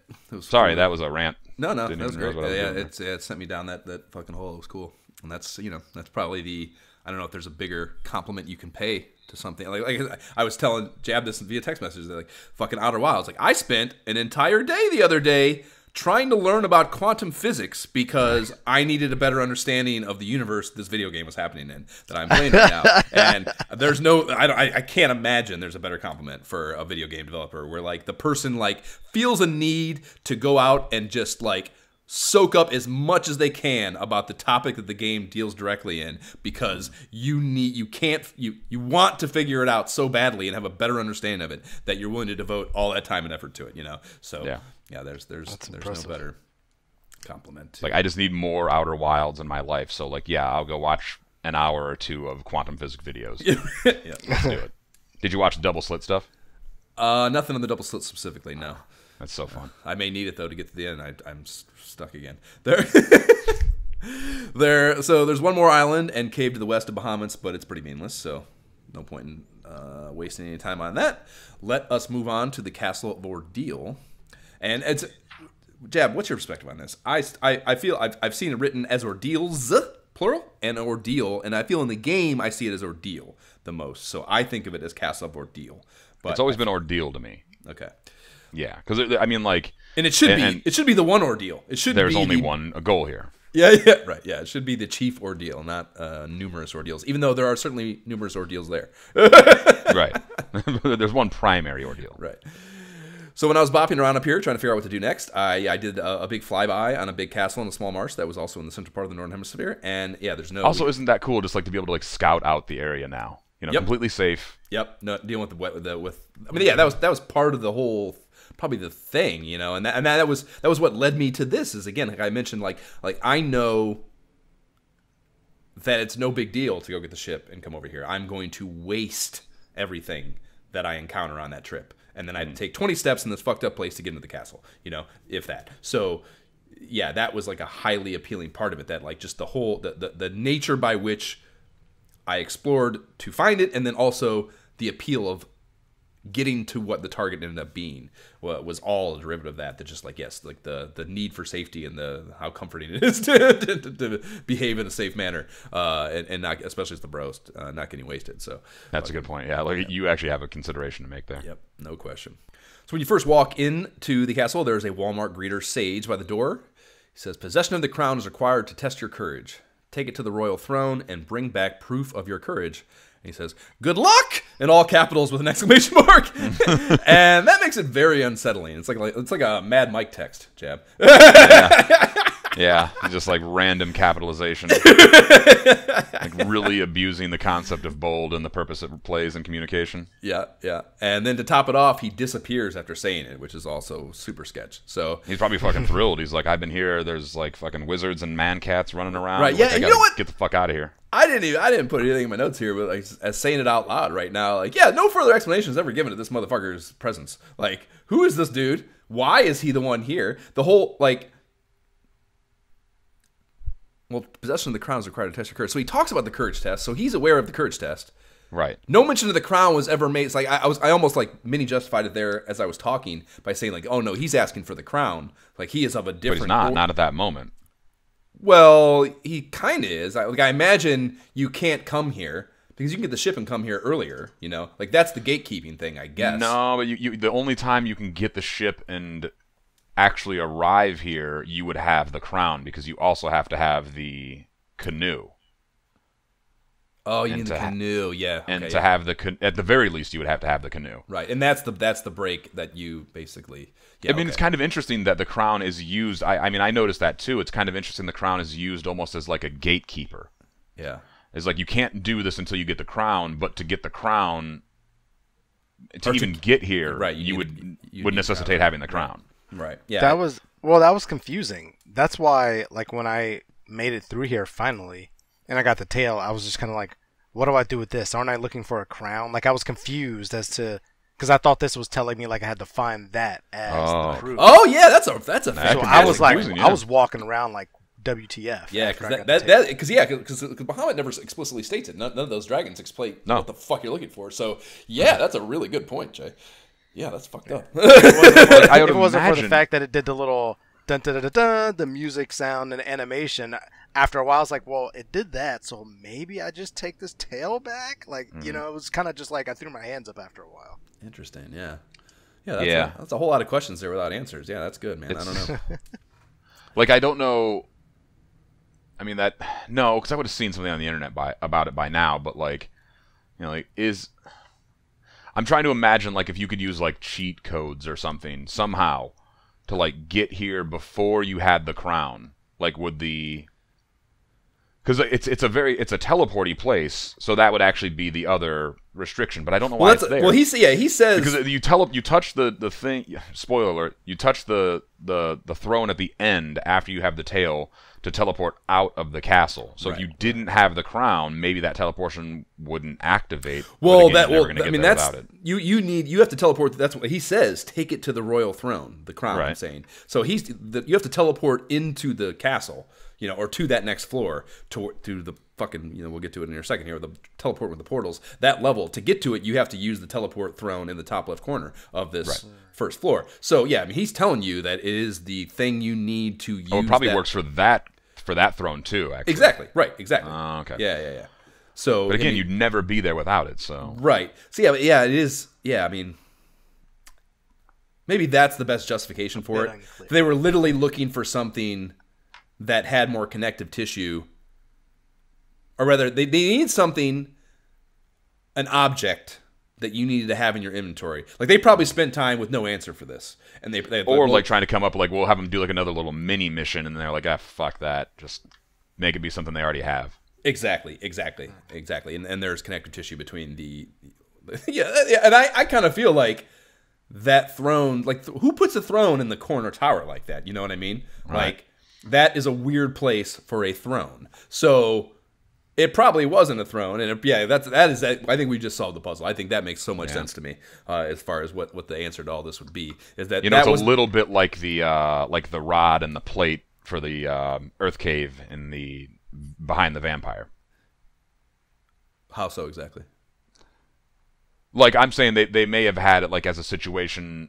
You know, like you're saying, it's a weird place to put a throne. Like, maybe they had some other idea there that was more akin to the rod that moves the plate behind the vampire. But then they were just like, it's getting a little busy. We're run out of, you know, what's our memory limit here? Yeah, run out of bits. Okay, right. So maybe just make it a crown and a throne and call it a day. Yeah, I think that is probably the best. That is probably the best explanation. That was fun to work through that with you guys. Thank you. Yeah. Hopefully, we'll be in like the annals of Final Fantasy 1 story to make it into the exactly. Yeah, we'll be a footnote in the Final Fantasy wiki. We'll be citations. Like, and, that's what I mean. Yeah, a citation. Yeah, the Burns, Folan, and Braxton believe that. So the only place to go, yes, is the door in the northwest tower, and it reveals an empty throne and an otherwise empty room. You step onto the throne, and it transports you to the second floor, where you need to touch pillar tiles to transport to other pillars. And there is no identifying info on any of these bad boys, so you're kind of just wandering. If you have the map here, obviously it's labeled, but if you don't have that, you're just figuring shit out. And I'm mapping this anyways. I think this was the first thing I mapped, so I would have covered every inch anyways, and whatever. But if you don't have that as a goal, and you're not mapping, this is probably a really frustrating part of the game. Yeah.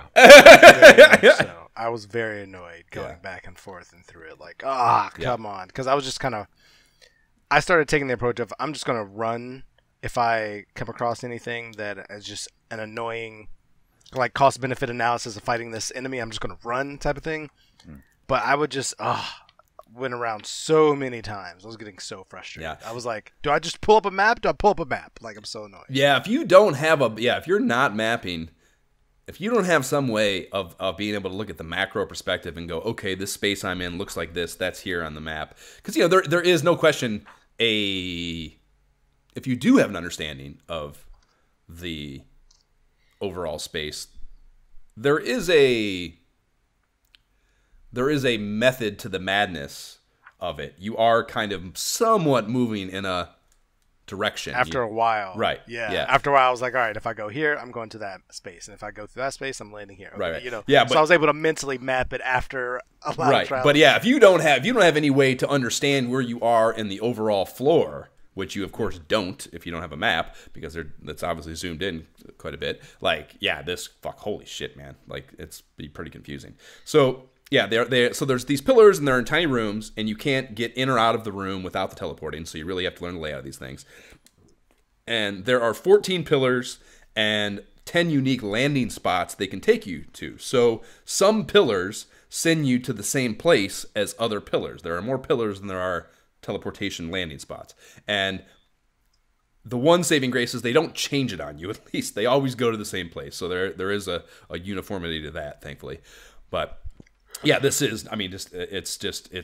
why it happened. It's just, I think I might have thought of it beforehand as maybe I wanting to start doing this. Something like, I don't know if I'd noticed the other maps. There was some reason I had thought of mapping. We might have talked about it in the last episode. I don't know. But it was in my mind to start mapping already. But I got into here and I was like, oh my God, let's get the fucking graph paper out and start mapping. It's fucking integral to this situation. So my sexy ass Castle of Ordeal map is on our ISOH graph paper map library. Link to that and the map specifically will be in the show notes, as it always is. But yeah, I was worried these maps, the Final Fantasy ones, would be trickier to convert to graph paper. And there's a couple things you got to deal with. Like, I think I mentioned to you guys in the chat that, like, the way the walls on some of the in the Earth caves, so the levels 3 and 4, where the walls are skinny and they're not more of like your traditional dungeon edge. Yeah. It does not one tile. Right. Well, they are one. That's the funny thing. You get in there. They occupy one tile, but they don't. They don't look like it. Right. So yeah, right. I think I even fucked up the next floor of Castle Ordeals for this reason, because there are it has a hard time for some reason, or not. It has a hard time, but like the corners in some cases don't actually meet. And when they're like that, there's an empty tile at the corner where there wouldn't normally be an empty tile. Right, so but you still can't go there. No, you can go there. That's the weird thing about it. It looks like it should be an occupied corner tile that you can't get onto, but it is an open tile. And it doesn't really matter probably to most people. It does to me. So how did you find this? Oh my god. Yeah, because I'm walking. Because you gotta to do these maps, especially again because there's a little bit of deception in the aesthetic of it. You can't just estimate as easily anymore, or as you can in Dragon Warrior and Ultima. You got to walk these things and fucking, it took longer. It was a little more effort. And I fucked up the second floor of this, or the third floor of Castle, because the hallway links because of those corners got wonky. So I fucked up the top hallway, and then you wrap around, come down, and then walk to the right to get to the tail area. And I realized I had fucked up the length of the whole map basically by the time I got to the end, and I was like, it almost sent my fucking reality crashing down. That was a problem that I had, but other than that, it was very helpful to be mapping, and I was very thankful that I was doing so. And the enemies that you're kind of bumping into in this floor here, we have man cats, we have big mummies and wizard mummy groups, and then red gargoyles patrolling. And based on what we would later see in the guide, I saw more than that. And I was just curious if you guys had. I felt it was weird. The reason I asked this because it was almost weird to me how it was those four things every time. Yeah, the enemies are bizarre here. Yeah. Wait, which four things? Man cats. And we have there was the big groups of the mummies and wizard mummies, just various different fucking numbers assortments of mummies, right? And then the red gargoyles were all I encountered, and like I said, I was mapping this. So Jay, think about how long it took you. It probably took me twice as long as I was covering everything, and like even after I had figured out the path, I had to go back and check some other stuff to see where pillars went and stuff. So there was I spent a lot of time here, so it was weird to me that I only saw those 4 enemies, and then later found out there were other enemies supposedly here. So yeah, it's funny too because I specifically remember a different enemy that I kept seeing, and I'm like, what? And I can't remember the name of it now because I didn't write it down. But I'm like going through the bestiary now, and I still don't see it. But I feel like there was something else that I would regularly see also. Yeah, they mentioned the Medusa. Medusas was it for me. I didn't encounter any Medusas here. Was it some sort of like you can see on page 51? There's Tiger. I know that's listed as an Outer World enemy. Was it like one of those like not Tiger, but like the blue one maybe? There is something else. Something like that. Yeah, because it was something else. I certainly can't remember. It was a million years ago for me. Yeah, I mean, they mentioned like sorcerers. I don't think I kind of. There are some different enemies on the second level, so some of these things list because the bestiary in the guide is the whole fucking castle. So there are things I encountered on the second floor beyond those things, but on the first floor, maybe it was just man cats and stuff that I was thinking about. Like, yeah, because I would see the wizard mummies. And I would kind of run from them because I'd be like annoyed. But then man cats, I would kind of strike down. Yeah, man cats. Man cats were the easier of them for sure. I agree. For sure. Yeah. In any event, the northeast tower here on the second floor is a room unlike the others, and inside there's a soul treasure chest between 2 dragon statues. That, for me, was guarded by 3 mud ghouls. I don't know if that battle changes or not. But this is where you find the Zeus Gauntlets, and that's important. The bros can't wear it till ninja options time, but they can use it as an item to battle, to cast Lit 2 with no limitation. And that's huge because... Oh my god. Sorry to interrupt you there, but man, is that big for you. Yeah. Holy fuck, was this a quality of life upgrade to the Bros' Adventuring. I slapped it on one of those pedestrian falcon wielding fuckers and bestowed unto them a totally new outlook on life. I don't remember which of the 2 that was. I think Connor and Todd were the ones that had the coral sword and might have been the giant sword or something like that. The other 2 had falcons. And yeah, this allowed me to... And it's funny, you mentioned the mummy fights specifically, Jay, because those are, anytime being an all melee group, the bros, anytime you get into a fight with more than 4 things, like there's no way I'm beating this in 1 turn now. There's no chance. Right. So and so much work. Right, exactly. It's just, it's not even a matter of necessarily work. Yeah, exactly. It's not even a matter of fear of failure or attrition even. It's just like it's going to be more work than it's worth. And this, I was always just doing this juggling of math of like, okay, now like how much have okay, so those last turn that much went on to that one. Now do I only need to attribute 1 or 2 to this? All that shit, kind of went away. And because the Lit spell being a group attack allowed me to just dedicate 1 to doing that at all times, and the other ones are just kind of doing the cleanup work, and like we're working on the whole, and even if it's only it's not, it may not even be changing them. It probably isn't changing the math because the Lit 2 spell is doing less than a lot of my attacks, a lot of my melee attacks even at this point. But the fact that it is wearing down all of them was still more appealing to me, and it was just a big change in the math and really just just a change because every battle other than those decisions I just talked about of like where to apply these 4 melee attacks and how to most quickly navigate this battle, there was very little mental effort being exerted. And that was the whole design. Like the reason I probably was so focused on that was because it was the only thing I could do of interest in those battles. So just having something different to mix it up. Holy fuck, was that nice and a very welcoming thing to have.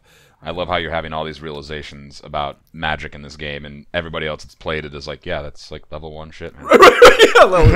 Lit 2, yeah, we got that in Provoca. or Melmon, doing it since the fucking beginning. I don't know, man. Elfland, actually. Yeah. Elfland, technically. Yeah. Yeah, so that was nice. And your goal in here is the southeast tower, is where you're trying to get to with these pedestal or pillar portaling deals. And this has a stairwell down to the 3rd floor, which is a straight shot counterclockwise, corner tower to the end room that is right up against the one you start in. So you're moving counterclockwise around It's like it would be like there's no central part, I guess is maybe the way to describe it. You're moving around the periphery of what are probably just towers and their adjoining hallways high up in the castle. And they even do the blue thing all around you in these. Or no, wait, this one's might be black. The second floor is blue. I think it's blue. Is the third one? Okay. I think. Let's take a look. Yeah, here. it is. Yeah. Yep. Yeah, it looks like it's blue. Yep. So yeah, that's again lending that idea that you're high up in the air.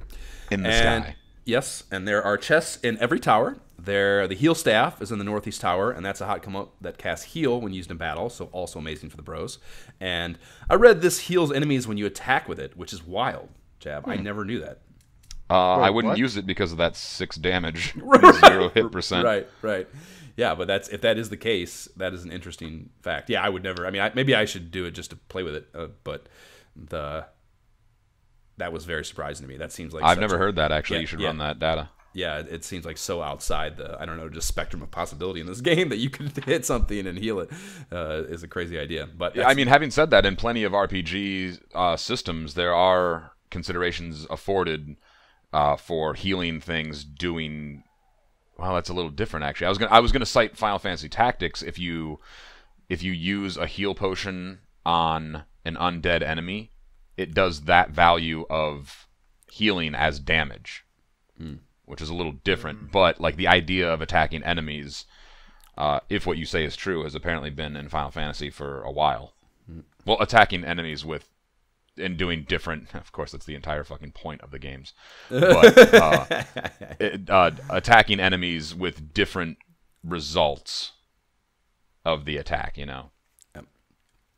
That would be interesting. Yeah, run that data, actually. Absolutely. I'll try to remember to do so. And there is another ice sword and a gold bracelet in the Northwest Tower. And this is pretty significant to me because I am rolling right now as we speak after the class change with 2 ice swords in my party.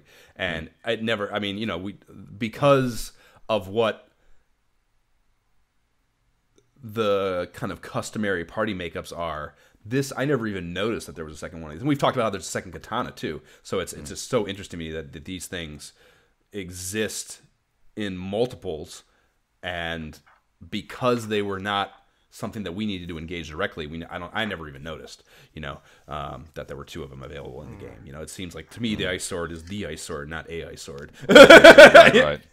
So that was interesting to me. Actually, ice sword looks like, just preliminary checking the stats there, that's a hot weapon for the bros. It is. It's great. Yeah, like I said, it's out of all these things that I'd kind of been holding on to and building up prior to the class change that I was, going to use once I was ninjas. Like I said, 2 of my guys have them now, so it is the best thing available. Yeah, for sure. Yeah, it's 29 damage, 25 hit percentage versus the silver sword's 23 and 15. So this is a significant upgrade. Huge come up. Yeah, for sure. Very good. And the gold bracelet also, because I was prior to class change, and bracelets really all they could rock, was a cool come up too. I think I had just bought...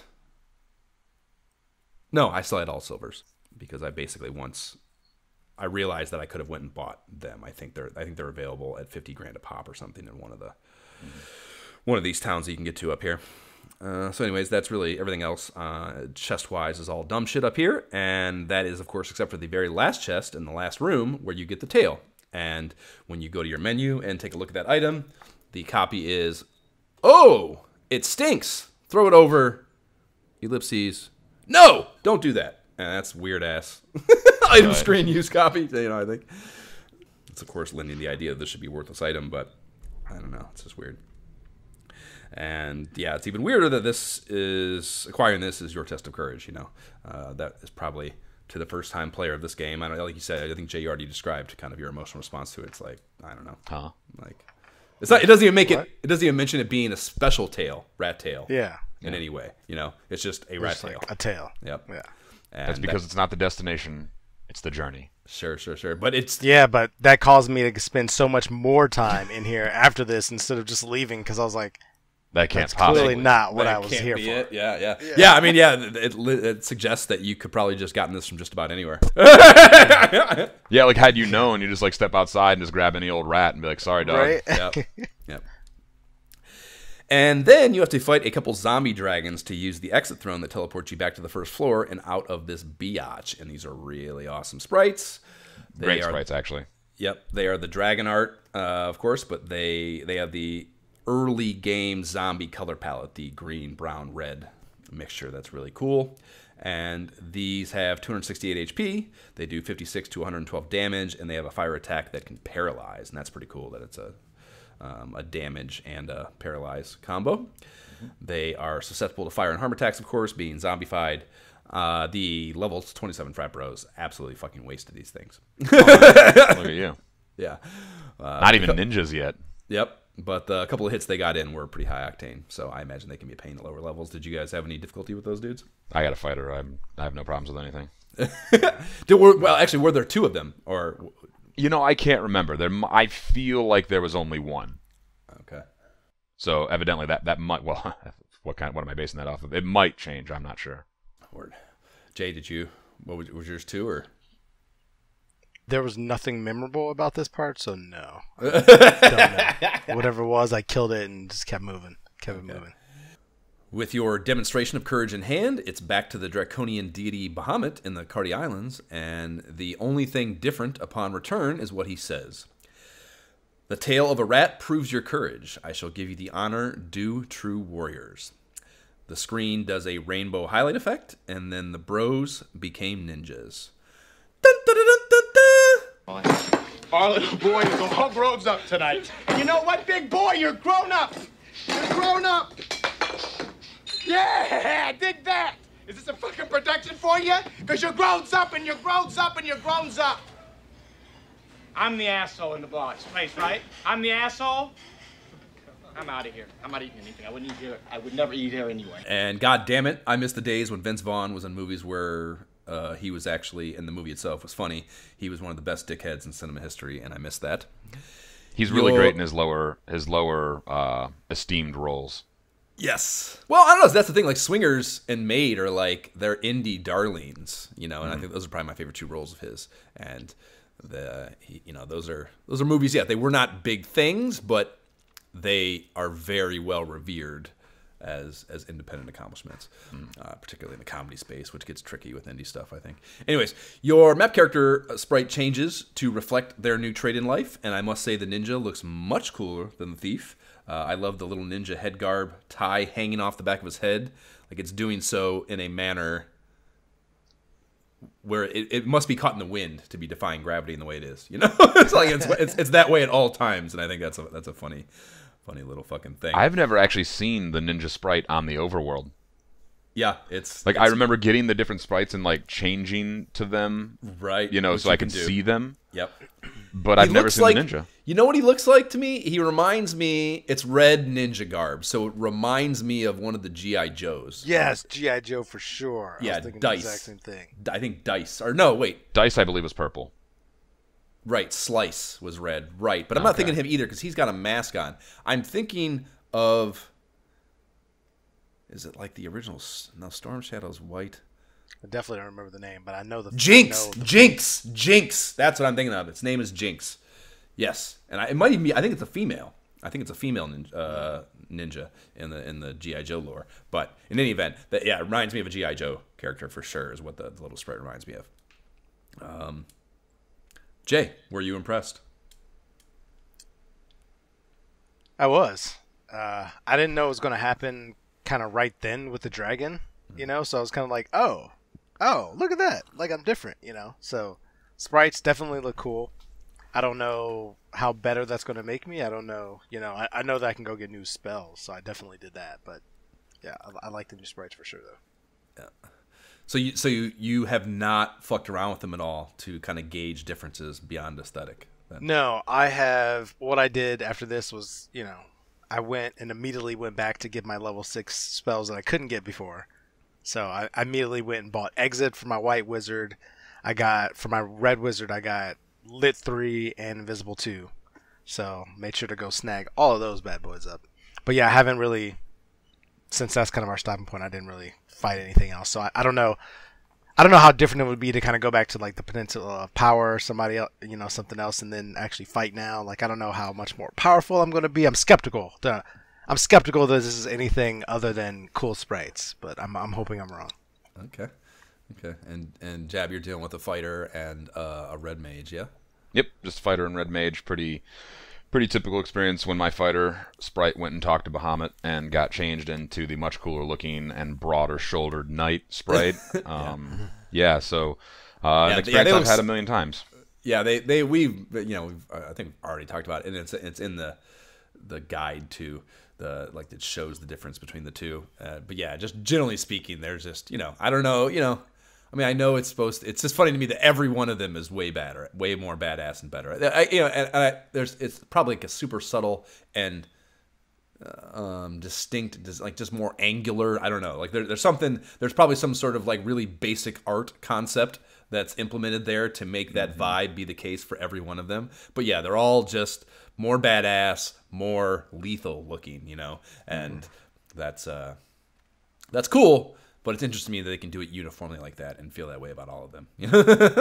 If I'm not mistaken, this is the first and only time, if I'm not mistaken, that the Black Mage gets his head revealed in the Final Fantasy series. Like any other time they use the Black Mage sprite, it's pretty much only the completely blacked out face with the yellow eyes and the pointed yellow hat. Yeah, that's fun. I think at least. I'm sure somebody will call me on that if I'm wrong. It's funny though, because he looks like a. The Black Wizard looks like an enemy from like Bill and Ted's Excellent Adventure.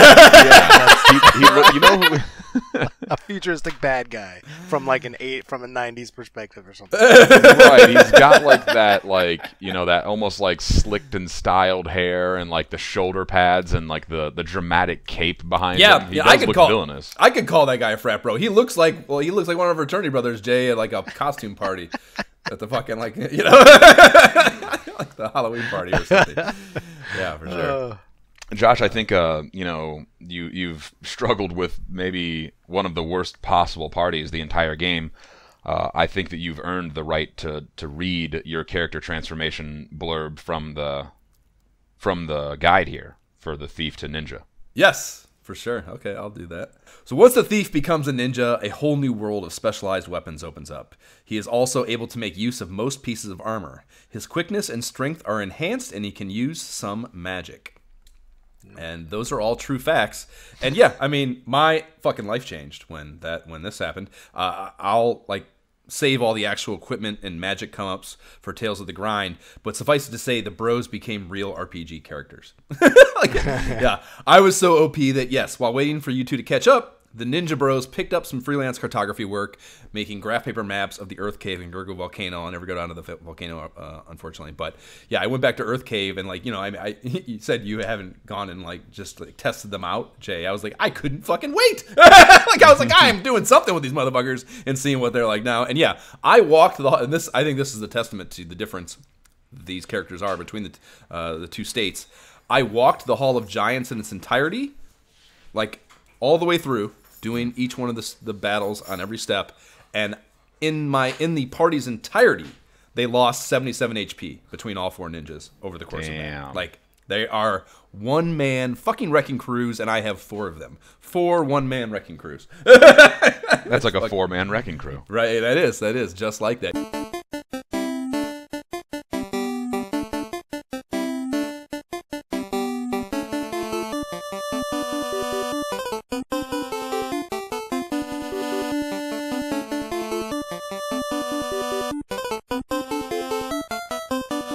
Bestiary Annals. Jay, since you're fucking sticking your eye in the camera here, you must be ready to roll with this. Let's go. What do you got? Dude, yeah, so this is pretty much how the game has become for me, as a math equation. Right. Yeah, so the 3 that I chose are 3 that I would actually actively fight or have to fight. That would be the Wyvern, the Nightmare, and the Red Ankylo. Red Ankylo, okay. So the Wyvern, when you beat that, you get 1173 XP, 50 gold, so I see I'm a little on the light side, has 212 HP, and it does 30 to 60 average attack. So I would just be kind of annoyed at that, honestly. I feel like you're not getting a whole lot there. Then I would see these freaking Nightmares, and these things would give you 1272 XP, 700 gold for less HP. They only had 200 HP and did the same 30 to 60 average attack. So I would see those bad boys come in every time and strike them down. And I like that. It's funny to me that they're spelled Nite. Right. Right. And that, it's probably, again, not a design choice, but rather, or a creative choice, but rather just that's 8 characters. So 8 characters sounds like a technical limitation to me. Then and I don't know if I made I don't know if it was just a post or if I made the joke on the podcast already. But when I would fight these, I would think to myself like nightmare. Like every day is a nightmare with the bros. Like what do you mean? Fucking here comes some nightmares. Yeah. But yeah, those are cool sprites too, though. Yeah. And then, so the third one is one that I would see all the time and freaking hated it at first. And so the red Ankylos, you get 1,428 experience points for defeating that. 300 gold, slightly higher HP at 256, but it did double the damage at 60 to 120. Those fuckers were trucks. Yeah. I would feel that. Like I would just the look of it, like looking like a tank. I feel like it would take longer to fight, and it would just I just started running from those bad boys whenever I saw them. I was like, I just feel like this is more of a hassle for less benefit. You know? Yeah, it's a great sprite, A, and B, I think they might have physical damage restrictions. One of those, I always call them anklos, which is, again, I'm in applied science, not English, so I can't read. Yeah, there's another one that's not red. I think it's just an Ankylo, and one of them has resistance to physical damage. Okay. Yeah, I'll get into the base ones on mine. Got it. All right, and that's kind of I'm not sure. Well, yeah, I'll talk about them quite a bit actually. What do you got, Jeb? Well, I went with I had this sneaking suspicion I might be stealing one, but the sprite is so cool I can't turn it down. Zombie dragon that you fight to leave the Castle of Ordeal. The sprite is famous and aforementioned. It's got an AP that also says SN. Is that stun? Yep, that's the. I think we talked about stun. Yeah, right. Talked about them, but yeah. It gives you 2,331, pretty precise amount of experience there. 999 gold, and being that's cool. Yeah, undead dragon is susceptible to fire and harm. Harm, baby. Yeah, that white mage. Second one, just because I think the idea is so bizarre and weird, is man cat. Yes. I have, Cat Man versus Man Cat is one of mine. So yeah, you cover yours. I'll get into them a little further. There's gotta be like a little mini series in there somewhere. Man Cat versus Cat Man. Man Cat is like a greenish sprite. It's pretty ferocious looking man cat. Turns out 110 hit points, 20 to 40 attack points or attack power. Gives 603 experience, not 600 or 605. And 800 gold. No weaknesses necessarily, though they do have some spells of their own. Mancat can cast Fire 2, Slow, Dark, Sleep, Fire, Lit, and Cure. So these guys are no joke. Wow. That's a lot. Yeah. I didn't have a third one. I'm going to pick one at random here. Yes, from Tremors. Sandworm. Which I'm not even entirely sure I encountered. But here it is in my bestiary talk. Sandworm, it's a cool-ish sprite. All the sprites are cool. They're all over fucking Earth Cave. That was one of the... I think maybe it's a lower version of that, but that worm sprite of some kind is definitely in the Earth Cave, and that was one of the ones. They're fucking a pain in the ass. Okay. I would often run, just because I was annoyed. I'm like, yeah. Well, they're kind of worth it if you can beat them. 200 hit points, so not terrible on that end. A little bit, I guess. 46 to 92 attack power, gives 2,683 experience and 900 gold. That's immune. good Well, they can spoils. cast Quake and are immune to Quake. Yeah, they would do that. Right there lends itself to being Earth Cave stuff. Yeah, they hit like a motherfucker, man. They would do sizable, noticeable. Got to pull up my sub menu and do some heal potions damage for sure. When I would fight those fuckers. Okay, well that's my first one was actually the comparison of the two, Cat Man versus Man Cat, and this reads as so fucking lazy to me, and I just love it.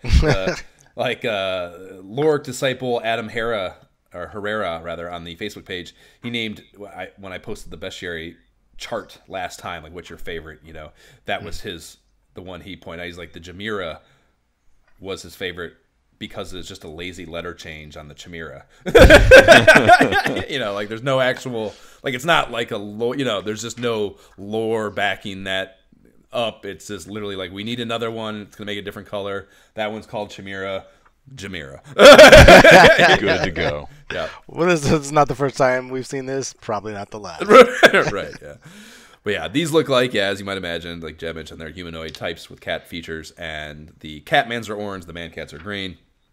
Unlike, and this was also a significant thing, or a really significant thing about them to me, like most monster families, and we'll talk about these with the Ankylos too, most monster families in the game, they're a direct progression from one to the next. Like you have the base version, and then the next one is like just a red one or a wizard one or some sort of just variation of that sprite, and then it's a little harder, a little more difficult, does a little more damage. In the case of these, they kind of both have some cost benefit stuff going on. The Catman has a little more HP and a poison attack, but the Man-Cat is, resistant to all magic other than the time stuff, and then wields a bunch of spells, like you mentioned. Fire 2 is probably the only one that really can do any fucking damage. Huge consequence. Right, but they do have a bunch of spells that they can cast. And then, the number comparisons, Man-Cats are 110 HP, then the Catmans are 160 HP. So, what's seemingly the base version without the magic has a higher HP, and can do more damage, 30 to 60 times 2, relative to 20 to 40 times 3. So, it's the same amount, but when you get the more attacks, the base is higher, So it's just, right. There's pros and cons of each. And, the rewards from both are kind of similar. So it almost kind of acknowledges that the sum of the parts is about the same, but the parts in the machine are different, So, it was an interesting little... So when you look up your info for Catman, where are you looking that info up? Probably the wiki. Because the only thing that I would add to that is in the guide here that we're using, but you guys aren't into Chapter 7 yet, which is where it's listed. It's listed, the Catman specifically is listed as a member of the Weir family, whereas the Man-Cat is not. Interesting. That's certainly interesting. They're of different families even. That's crazy, yeah. Right, but the Weir sword, or I think it's the rune sword that does the Weir damage. Not exactly. No, there's a Weir sword, yeah. Is there a Weir sword? Okay. Yeah. I mean, it doesn't work. So it's so not like it helps you, but it was supposed to. But right. It's the Man-Cat is not part of the Weir family. The Catman is part of the Weir family. Catman has no spells, has no resistance to spells, has no susceptibility to spells. Right. Which is very base, but it is a member of the Weir family. They are like cousins, like Astos and the Sleeping Prince. Astos and the Prince, right? Exactly. This side of the family can do magic. This side of the family is just strong. Right. Turns out. Yeah. So my second one is Tyro, and it's a fucking Tyrannosaurus Rex, and I love fucking Tyrannosaurus Rexes, so that's why. Dinosaurs are also kind of a random thing to have in this game, I think, but I don't mind. Especially get them in, why not? Right, yeah, especially because I fucking love Tyrannosaurus Rexes. So there is an enemy called T-Rex to be found later in the game. So that's also interesting to me. Is that saying this is just a Tyrannosaurus without the Rex? Is that what they're implying here? With the name being just Tyro, there's no Rex. He's just a tyrant, not a great. I feel like that's the baby T-Rex. Sure, they just call him Tyro. Oh, look at little Tyro. I mean, he's got like half the power. Sure, you know what I mean? Sure. So. Yeah. So anyhow, it's orange and it looks just like a fucking Tyrannosaurus. So great, cool sprite. Very to scale and everything. Like we talk about, some of them are kind of like, oh, that's not exactly what I would expect it to be given the name, but like this is exactly what you'd expect it to be. You could show this to a child and they'd be like, Tyrannosaurus Rex. Right, exactly. And they have 480 HP, and that's a lot. That's a lot. Yep, and it does 65 to 130 damage on a single attack. That's also a lot. As you might imagine from a Tyrannosaurus Rex. Yes. Baby, even though it may be. Right. And they have, they rather award you 502 gold and a whopping 3,387 experience points per. That's a lot of XP, dude. That's a good grinding fucking source for sure. Wait till you start fighting Dad. It's 7,200 experience. Lit. It's like, even now, that's like a 10th of a level for my insanely high bros. Nothing to scoff at. Yeah. And then my last one was, the base Ankylo or Ankylo or however you want to pronounce that. And then more dinosaurs. I like dinosaurs, and this is a cool dinosaur that doesn't get a ton of love. So I like that they gave it some love here. It walks on all four. I don't know if we mentioned this specifically describing them, but they walk on all fours. They have the heavy armor plating on their back like a turtle, but also with spikes. And that's extra cool. And it also has a tail with a ball at the end like a fucking war mace. So so these things are like, I don't know, and you just... Like, if you really think about all those features, like, is there a cooler dinosaur, you know? Like, as far as, like... Ankylosaurus are very cool. Yeah, as far as the features. And this one specifically, for some reason or another, made me think of... Even though I had the Tyrannosaurus Rex, and that was probably a cooler one. But do you remember those Dino Wars? Was that what they were called? No, they're not called Dino. Dino Riders? Dino Riders, that's it, yeah. Yeah, I remember those fucking cool shit. Those are fucking badass, and there was an Ankylo in those, too, so they gave them some love in that. You know, not that they probably had virtually every possible dinosaur. Yeah, I would imagine anything that's cool, yeah, they had. Or especially that could be construed as, like, war-minded features, you know? This one's actually more powerful than the red one, actually. Right, well, that would... Exactly, this is another reason I selected it, is that it's... I'd encountered a bunch of the red versions of these before this base one. I feel like they're more, at least in the area that we're in for this chapter, they're more prominent. Yeah. So I assumed when I first encountered this one, it would be way fucking easier. And you know, I'm not saying not the case. Yeah, I'm not saying the red ones are easy. Yeah, they hit like fucking trucks. They got the 60 to 120 times 3. That's crazy. Yeah. But they do have considerably less HP and far less absorb, so they are worth far less XP. These motherfuckers have 352 HP. They only hit once, but it's for 98 to 196, and are vulnerable to nothing. They have no weaknesses, but have an astronomical absorb of 40 fucking 8. So yeah, they're worth 2610, 2,610 extra point, but only 1 gold. You know? Right? That's which is appropriate. The dinosaurs shouldn't have gold. I think they all should give you 0 or 1 gold. Yeah, but sure. Yeah, it is. I mean, I don't know why wolves should have gold. Right? Yeah, all those. Yeah, using all the same logic, but yeah, all the non-humanoids theoretically should have no gold because they do not engage in commerce with dragons or anything else. So maybe you skin a wolf and that's what you get your money from. Perhaps. Hey, maybe they do. This could be a Disney World. I mean, they could be talking. You never even know. Trading behind our backs. And they could be. Yeah, they could be more. Yeah, they could have a higher. This is fantasy, the Final Fantasy. You don't know what's going on. Yeah, they could have higher functioning mental capacity. Yes, than we were giving them credit for. They could, though they don't have their own civilization because we are not treated to a townsfolk blurb that says the wolves like to engage in commerce with humans. So I don't know. Right. We don't know. Yeah, and you know, I don't know. Like the thing about that, the hide theory though, too, Jab. Like you know, I am not a participant of that trade. I don't know what the value of things should be based on what factors or anything, but I'd think if I was collecting or selling hides or buying them, whatever the fuck your participation might be, I would just guess that the value of a Tyrannosaurus Rex hide would be higher than that of a wolf. Sure. If only in the size of it, you know, if we're literally just talking about square footage or square yards or whatever the metric is for fucking hides. Yeah, I mean, there's probably some desire for dinosaur leather at the local tanner. Think. So yeah, I mean that checks out. Yeah. So who knows? But that's fun. Okay, that's Best Year Annals. On to Tales of the Grind, and.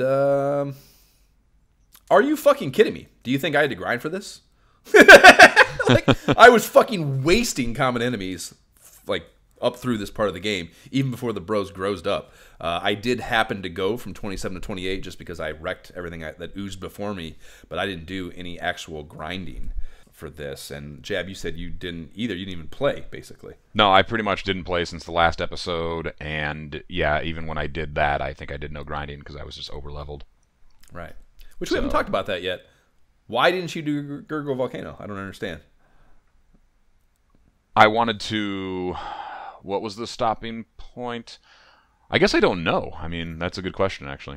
Right. I know I just wanted to get the class change before I even went into Gurgu Volcano. Not that entering would, you know, activate some sort of thing that you can't undo, but I just one day when I was younger, I just did the math, and I was like, oh, you could be class changed before you even go into the Gurgu volcano. So I wanted to Yeah, do it we this talked time. about all that, but But why I didn't do the volcano since then, I don't have a great answer for that. right. I mean, it should have technically. It still should have happened even in that episode. Because the stopping point was like you can go do whatever you want beforehand. But I think the only thing I can come up with on that front is that I was trying to not spoil the class change, although it had kind of already been talked about in the Explorer's Handbook. But I guess I wouldn't have to talk about the class change. Yeah. I don't know. I didn't do it. I don't know. Fucking call the union. Call my union rep and talk to him about it. Jay, what about you? What kind of grinding did you do for this? Probably also no probably not much. grounding. Yeah, no grinding whatsoever. Kind of just went straight up, played through the parts, and so I'm still level 21. I was actually looking at my stats. I'm like, my stats are similar to what they were. I have not leveled up through that process, so I guess grinding to come, and I'll see what need there still is for grinding. We'll do some grinding soon, I assure you. Yeah, you will do some, no question. Yeah, I didn't expect there to be much on that front. I thought really more was because of the class change, we would have a great deal more to talk about in the. You kind of dabbled in it a little already, Jay, but basically the things you acquire or you go out and acquire because you can now do so as the other class. Yeah, so.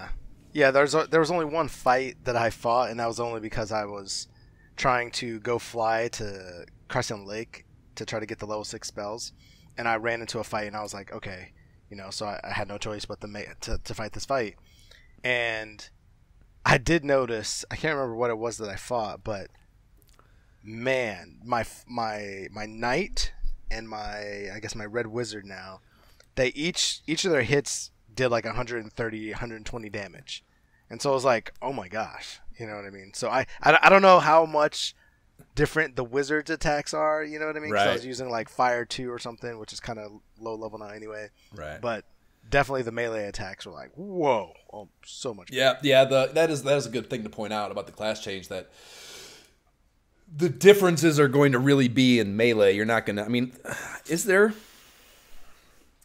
do spell damages scale with any sort of statistic?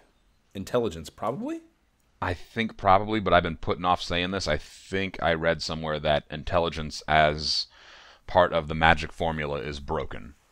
Yeah, I was looking at both my screenshots pre and post, and they seem to be the same. So I don't know. I don't know if there's something in the background that changes for the Magicka users or what. Right. Yeah, I did not bother to compare the numbers from the last one, which is shocking to me. So I don't even know how much the bros jumped as far as their specific statistics go. The data collection on this wouldn't be all that complicated. Like you could figure out exactly how your level up and melee attacks change. Right. After you just track like what stats did I gain from level 1 to 2, what stats did I gain from level 1 to 3 as a fighter, and then you switch, and then you're also tracking average attacks with a controlled weapon, so you stick with the one. Yeah. You don't even need to go out and do field research. I mean, you could literally just look at your numbers. That's what I'm doing. My strength, agility, intelligence, and vitality are all the exact same as they were before. So they wouldn't have changed. They wouldn't have changed with the class change. I didn't expect that. Oh, you didn't? I kind of would have expected it. Yeah, a little bit of a jump, but I think where you'll probably see that work. I mean, I'm just kind of guessing here, but I feel like I'm right. Is like your knight is probably going to do like 3 to 4 attacks normally instead of maybe 2 to 3. But then you may also get like more frequently gain strength or something. I don't know actually. Yeah, and there's no in your status number breakdown. There's no.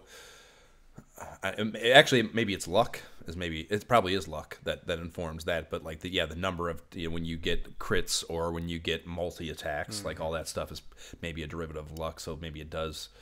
You can work it down to some number or not. But I was going to say like there's no obvious number informing that. I'm pretty sure. I mean, the only thing I can contribute from this point about the class change, I think I read somewhere that if you were doing like a min-max kind of level up experience, they say like when it comes to the black belt versus the master, it's a class change. The master gains less magic resistance or has less magic resistance or whatever. Like whatever the stat is associated with it. Well. Yep. Yeah, so it's like if you wanted to min-max that shit, you might want to level up your black belt a lot before the class change. Well, something happens. Interesting. Yeah, I got something going on to talk about that is very much on that topic and is a huge bummer. Or was a huge bummer. Do tell. Well, before we even get to that, yeah, I mean, a whole new game opened up to me when the class change happened. So, you know, ice swords, giant sword, ice and flame shield, flame armor, going by the cat claw. It was the first time I've ever considered even doing that in the game, Jab. Not even for the black belt or for the black mage? I don't recall ever buying the cat claw. Oh, I always did. Where do you even see a freaking cat claw? It's in one Gaia. of those. Yeah, it's 65 grand and yeah, Gaia. The way it all sorted out to the dust settled and my equipment buying frenzy. On the weapon front, Connor is now rolling with one of the ice swords and the heal staff in a holster. Brad has an ice sword brandished and a dragon sword sheathed. So Todd got the cat claw, and I'd never even it's 65K, and I'd never even thought about doing that before. And then I kept the weir sword as a backup. And then Jordan wields the giant sword and has the coral one as his side piece. So that's the weapon situation. The ice swords are awesome looking in the battle screen. I thought that was really cool. They're huge, and they have this deep blue color, which oddly looks just like the giant sword. So I would say one could even have a hard time differentiating the two, just purely from the look. So that was interesting to me that those two weren't a little more differentiated. And then the cat claw is a very small blue deal with some curvature to it. I want to say like the saber looked just like it way back when the bros were peasants. I was rocking with that, but it was white, of course. And then on the armor front, I have Connor running point, so he has the flame armor as well as a silver shield and helmet, and then is rounded out, as I have all the others, with a pro ring. And then Brad has the flame shield and a gold bracelet to go with this pro ring. And the gold bracelet has a shit 0 for evade, but the 34 absorb is still better than the 18-to-8 ratio the silver armor has, my other best option for him. So the bracelets still have purpose, I guess, and that surprised me. I expected to get rid of bracelets once I did the class change. And then he is keeping one slot open. He and Jordan both are keeping one slot open, so I don't know. I have to pitch shit out to pilfer chests, which is a pain in the ass thing that, like, I'm sure we had to think about it and were annoyed by it at times, Jab. But like playing with these dudes in particular, because I was stockpiling things prior to the class change, like it's really annoying that there's no way to dump items anywhere or anything, given how much of a constraint 4 is when most armor sets are a 4 item thing. You know what I mean? Mm-hmm. So it's a little frustrating, or very frustrating, I should say, that there's no way to swap things out or anything. You know, it's kind of fucking annoying, or very annoying. And then Tadorino is being a true leader. He's letting everyone else have the dope shit. He's got a silver shield, gold bracelet, a pro ring, and then I'm letting him hold the Zeus Gauntlet for the Lit 2 purposes, even though he does not have it equipped because the pro ring is his hand item. You know, Jordan has the ice shield, a gold bracelet, and the pro ring. And then spells, the wonderful world of magic adventures. I was like, oh my god, this is opening up to me. Now I can use magic. Holy shit. So I get in there, I consult the guide after my equipment runs, and saw that ninjas can rock all available black magic up through level 4, which is honestly more arcane aptitude than I expected them to have. So I was excited about that. So I set out for... You do miss out on that fast spell. That's a bummer. I know. I do not. No, they get fast. At level 3? It's a level 3 spell? That's a level 4 spell. Oh, they get level 4 spells. I thought you said they did not. Yeah, through level 4. Oh, that's hot. You're good to go, dude. Right, yes. Well, thought so. So I excitedly set out for Caneria, Provoca, and Elfland to load up on their newfound wizardry and considered mixing it up for the 4 of them, kind of going through and like getting, different spells for each of them. But looking at the charts, and I ultimately decided to just replicate it for all 4 of them. So what the bros all got was level 1, Fire, Sleep, Lit. Level 2, Ice, Slow, Temperature, or rather Temper. I decided I wanted that buff for the bros more than I wanted a low-level debuff for enemies, so that was the logic there. And then level 3, Fire 2, Lit 2, Hold. And again, I'm not trusting low-level debuffs for enemies, so I just took the Paralysis die roll that I'll likely never use once. Mm-hmm. And then level 4, Fast, of course, Ice 2, Sleep 2. And the higher sleep spell seemed better than Confused, which I don't even trust to work either. So, that was the idea there. So I buy all those up, and then I pull up my magic screen to marvel at how far the bros had come. And they had no spell slots. Oh, no. 0 for 0 for all 4 of the first of the levels. You got a level. I had a mini freak out.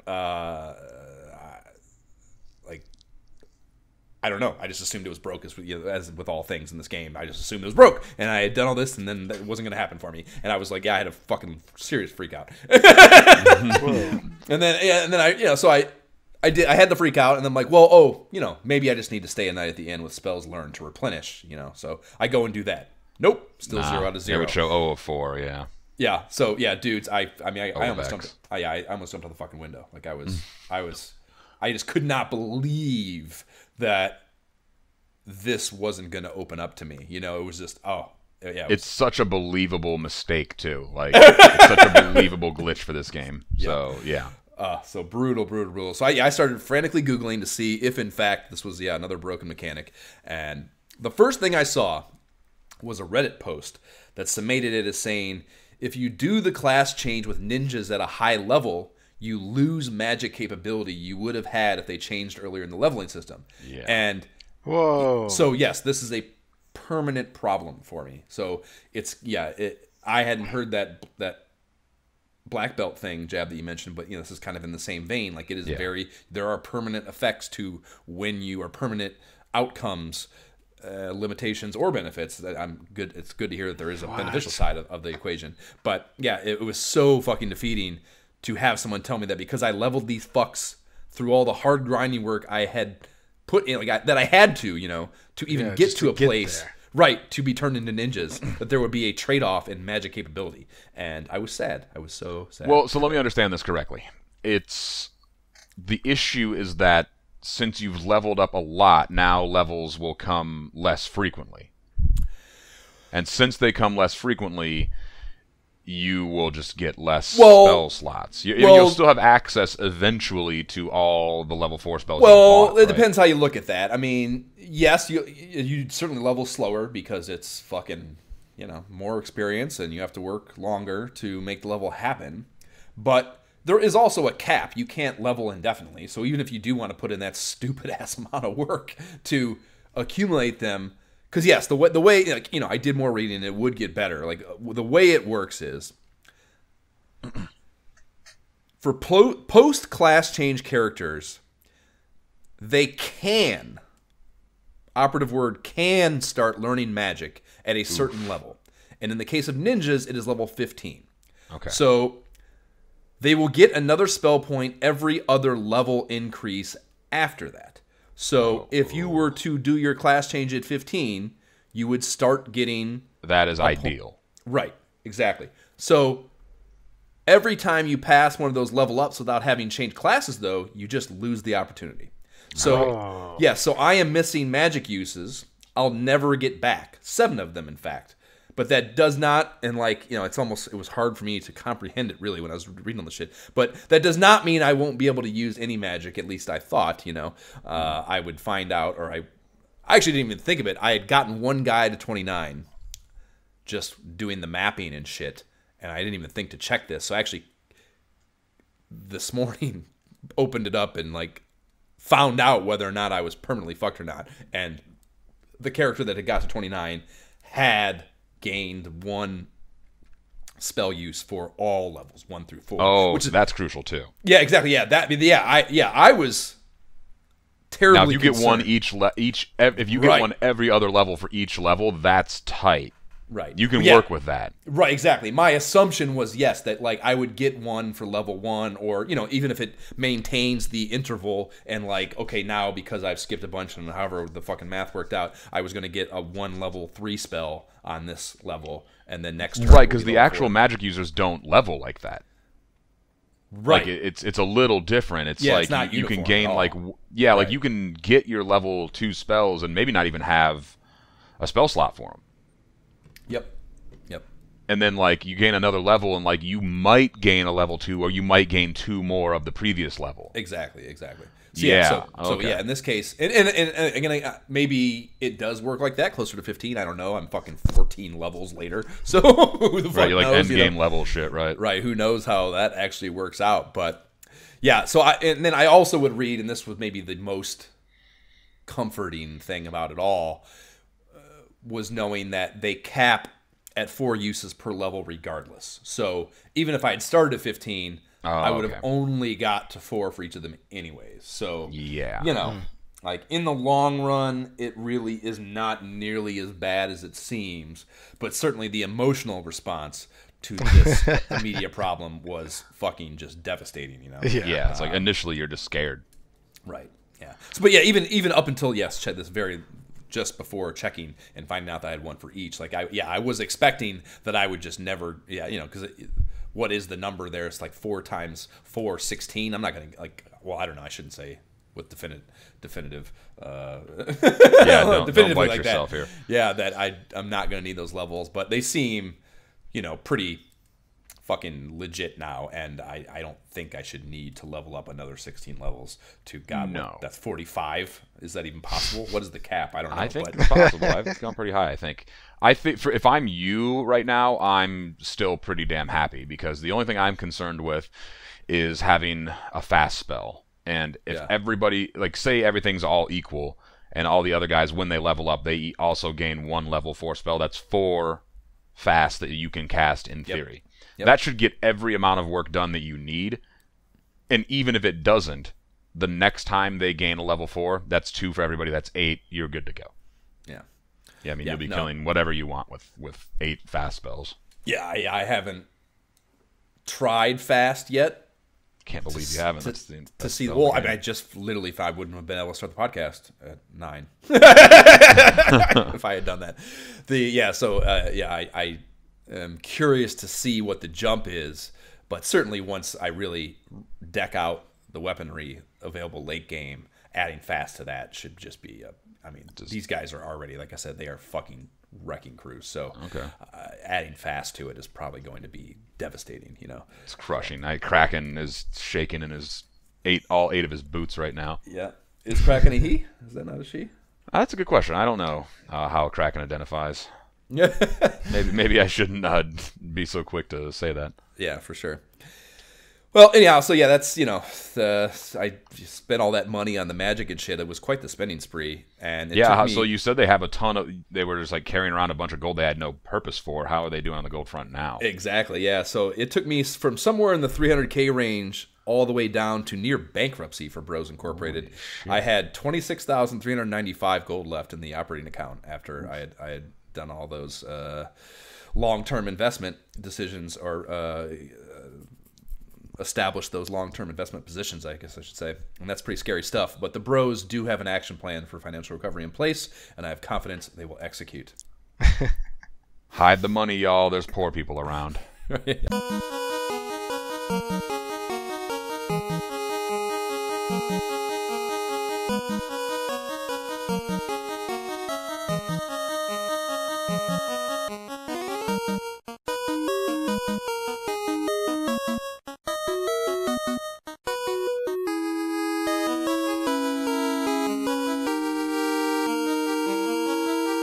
So now we'll quickly shift back to the mag to cover the Chapter 5 contents that we held off on until we played through it. So the first up is the page on the Cardia Islands, and we're going to start reading these description blurbs because they are good. And this first one reads, "This is the home of the dragons of Cardia. The dragons seem to have courage on their minds, and that is a true fucking fact. Everywhere you go there is talk of testing and ordeals. That is the way of the dragons. They respect bold and courageous humans and despise weakness. The light warriors must seek out King Bahamut and learn the task he has set for them." And you know what is bold and courageous, guys? They worked a fucking semicolon into that paragraph. That's big ups, Nintendo writers. I've never really known how those worked. Yeah, I've worked them in on longer form things here and there. It's essentially it's basically partitioning off a sentence for you to start a list is kind of how I think of them. Who wrote Catch-22? Shawnee? No, I'm sorry. Oh. I could have used almost any other example of the books that he wrote. Sorry. Who wrote fucking whatever other book that guy wrote? What is that guy? Why can't I think of that name? Jesus Christ. Everybody loves him, almost to an annoying level. Right, yeah. I can't read that book. I've tried to read that book a bunch of times, and I can't do it. Well, either way, I think he's the one that said of Heller? semicolons. Joseph Heller? That doesn't... Right? I wanted to say that. It doesn't sound right. Something Anyways. weird about that. Either way, I think he was the one that famously said the reason you go to college, for English is to learn how to use a semicolon, like definitively how to use it. Right. Makes sense to me. It's certainly tricky. And then the Dragon's Test here in the corner was worth talking about. The Light Warriors are bidden to go to the Castle of Ordeal and return with proof of their courage. But what is the proof? Or what is that proof, rather? None of the dragons are willing to speak of it. Surely it must be a very terrible thing if the brave dragons will not even mention its name. Or perhaps part of the trial is to discover the object. In fact, that is exactly what is expected. The real trial lying ahead is to penetrate the castle and poke into every nook and cranny, then bring back what you find. And I don't know, I just like that they just dangle, oh, here's the fucking answer, you know? You know, like, I don't know. Yeah, and also kind of like setting you up to understand, like, you're going to find something that's doesn't seem like that big of a deal, but it's funny because since it's listed as like an item, it's very obvious it's a big deal. But, yes. Right. As part of the role play, it's just like, yeah, you're going to find some junk, but just bring it all back and we'll sort it out for you. Right. It's almost like reading it there, it's almost like the writing version of what I was talking about looking for Outer Wilds stuff, you know, like looking at a few words and looking away. Like, like you read that, did it tip you off? Keep reading? No. Or keep reading? Maybe? Like, you know what I mean? Like, basically, like, just a little bit more. Oh, here's the fucking answer if you're going to read all the way here. You know what I mean? Right. That's kind of what I'm getting at. So then we have 2 pages on the Castle of Ordeal following that. And then some battle tips there's some battle tips for the attrition dealers that populate the place, starting us off. And then they label the pillar maze so you can get through there if you're getting pissed off trying to sort it on your own and hate making your own graph paper maps, like Jay apparently. Yeah, hard pass. I'm going to send you some graph paper in the mail. Oh my gosh. Order you some graph paper on Amazon. Change your fucking way of life, Jay. It's for the best. Doesn't It's seem like like an flashbacks from math, like growing up. Like, oh my gosh, I remember. You can use it for like home design too. It's incredible. Yeah, so many uses. like home ec in like 7th grade. What did you use graph paper for? Or not home ec, but industrial arts. Oh, Yeah, okay. Definitely doing Yeah. like architectural type stuff for sure. Okay. I do like AutoCAD shit now at work, so it's like graph paper on a computer screen at work, at school. I don't work. What? I would never do something like that. I don't feel like I don't know. I'm sure there was something you're talking about fucking a long time, but I can't recall any specific uses of graph paper at school, and that kind of bums me out a little bit. Special item box on the right for the rat tail, and we didn't mention any of these, but I just love how these look and feel. The importance they give to them, and the description for this is: obtaining the rat's tail and giving it to Bahamut is a token of the courage of the Light Warriors. Once it is done, they will be transformed. And yeah, that's it. This is a very short chapter. The last page is a 3-step summary of events and then the class change table. And yeah, there's a graphic for each progression, like I mentioned, showing the before and after sprites as well as the description of the metamorphosis.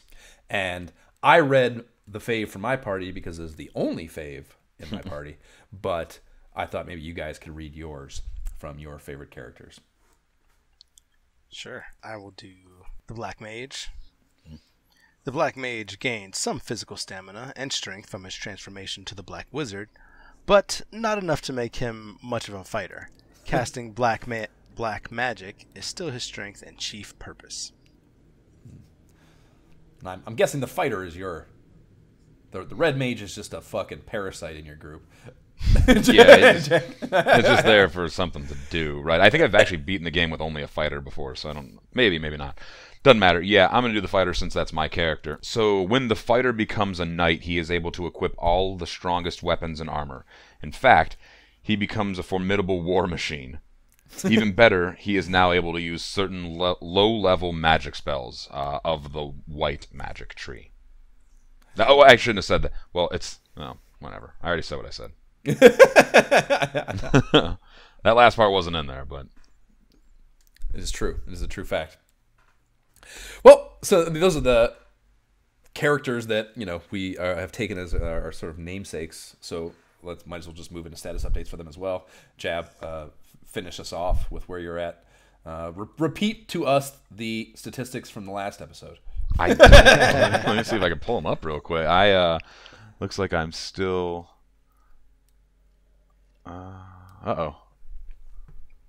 Somebody else go. I just gotta open up a ROM. All right, I can jump in with Doom. Doom is now a black wizard. He's still level 21. He has 124,965 experience points. His strength is 8. He has level 20 agility. Intelligence is 40. Vitality 10. Luck 19. His damage is 15. Hit percentage 40. Absorb 16. And evade percentage 66. But he looks way more badass with his shoulder pads and bigger robe. Word. Jab, get your... I'm working on it. Your bearings yet? Okay. We'll do Todd then. Todd is now level 28. All right. 271,826 experience points. His strength is 27. His agility is 33.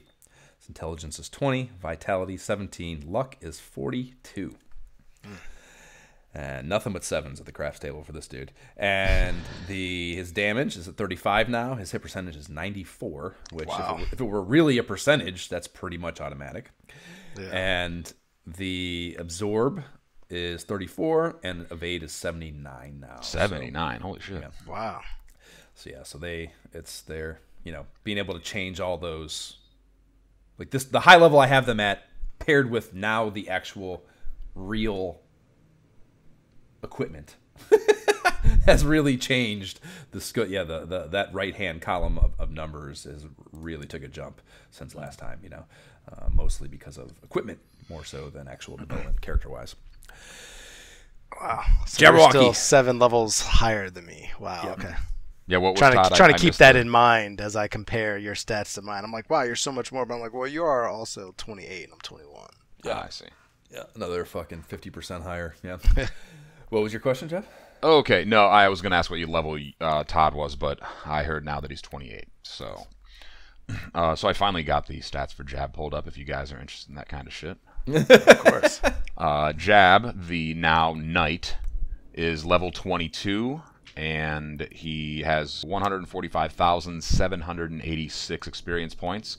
As I mentioned last time, he very coolly needs 2,222 experience points to level up, and we just passed February 22nd of 2022, so that's 2s all over the place. Play 2s in lottery numbers, kids. He's got 41 strength, 25 agility, 9 intelligence, not the brightest bulb, 25 vitality, and 20 luck.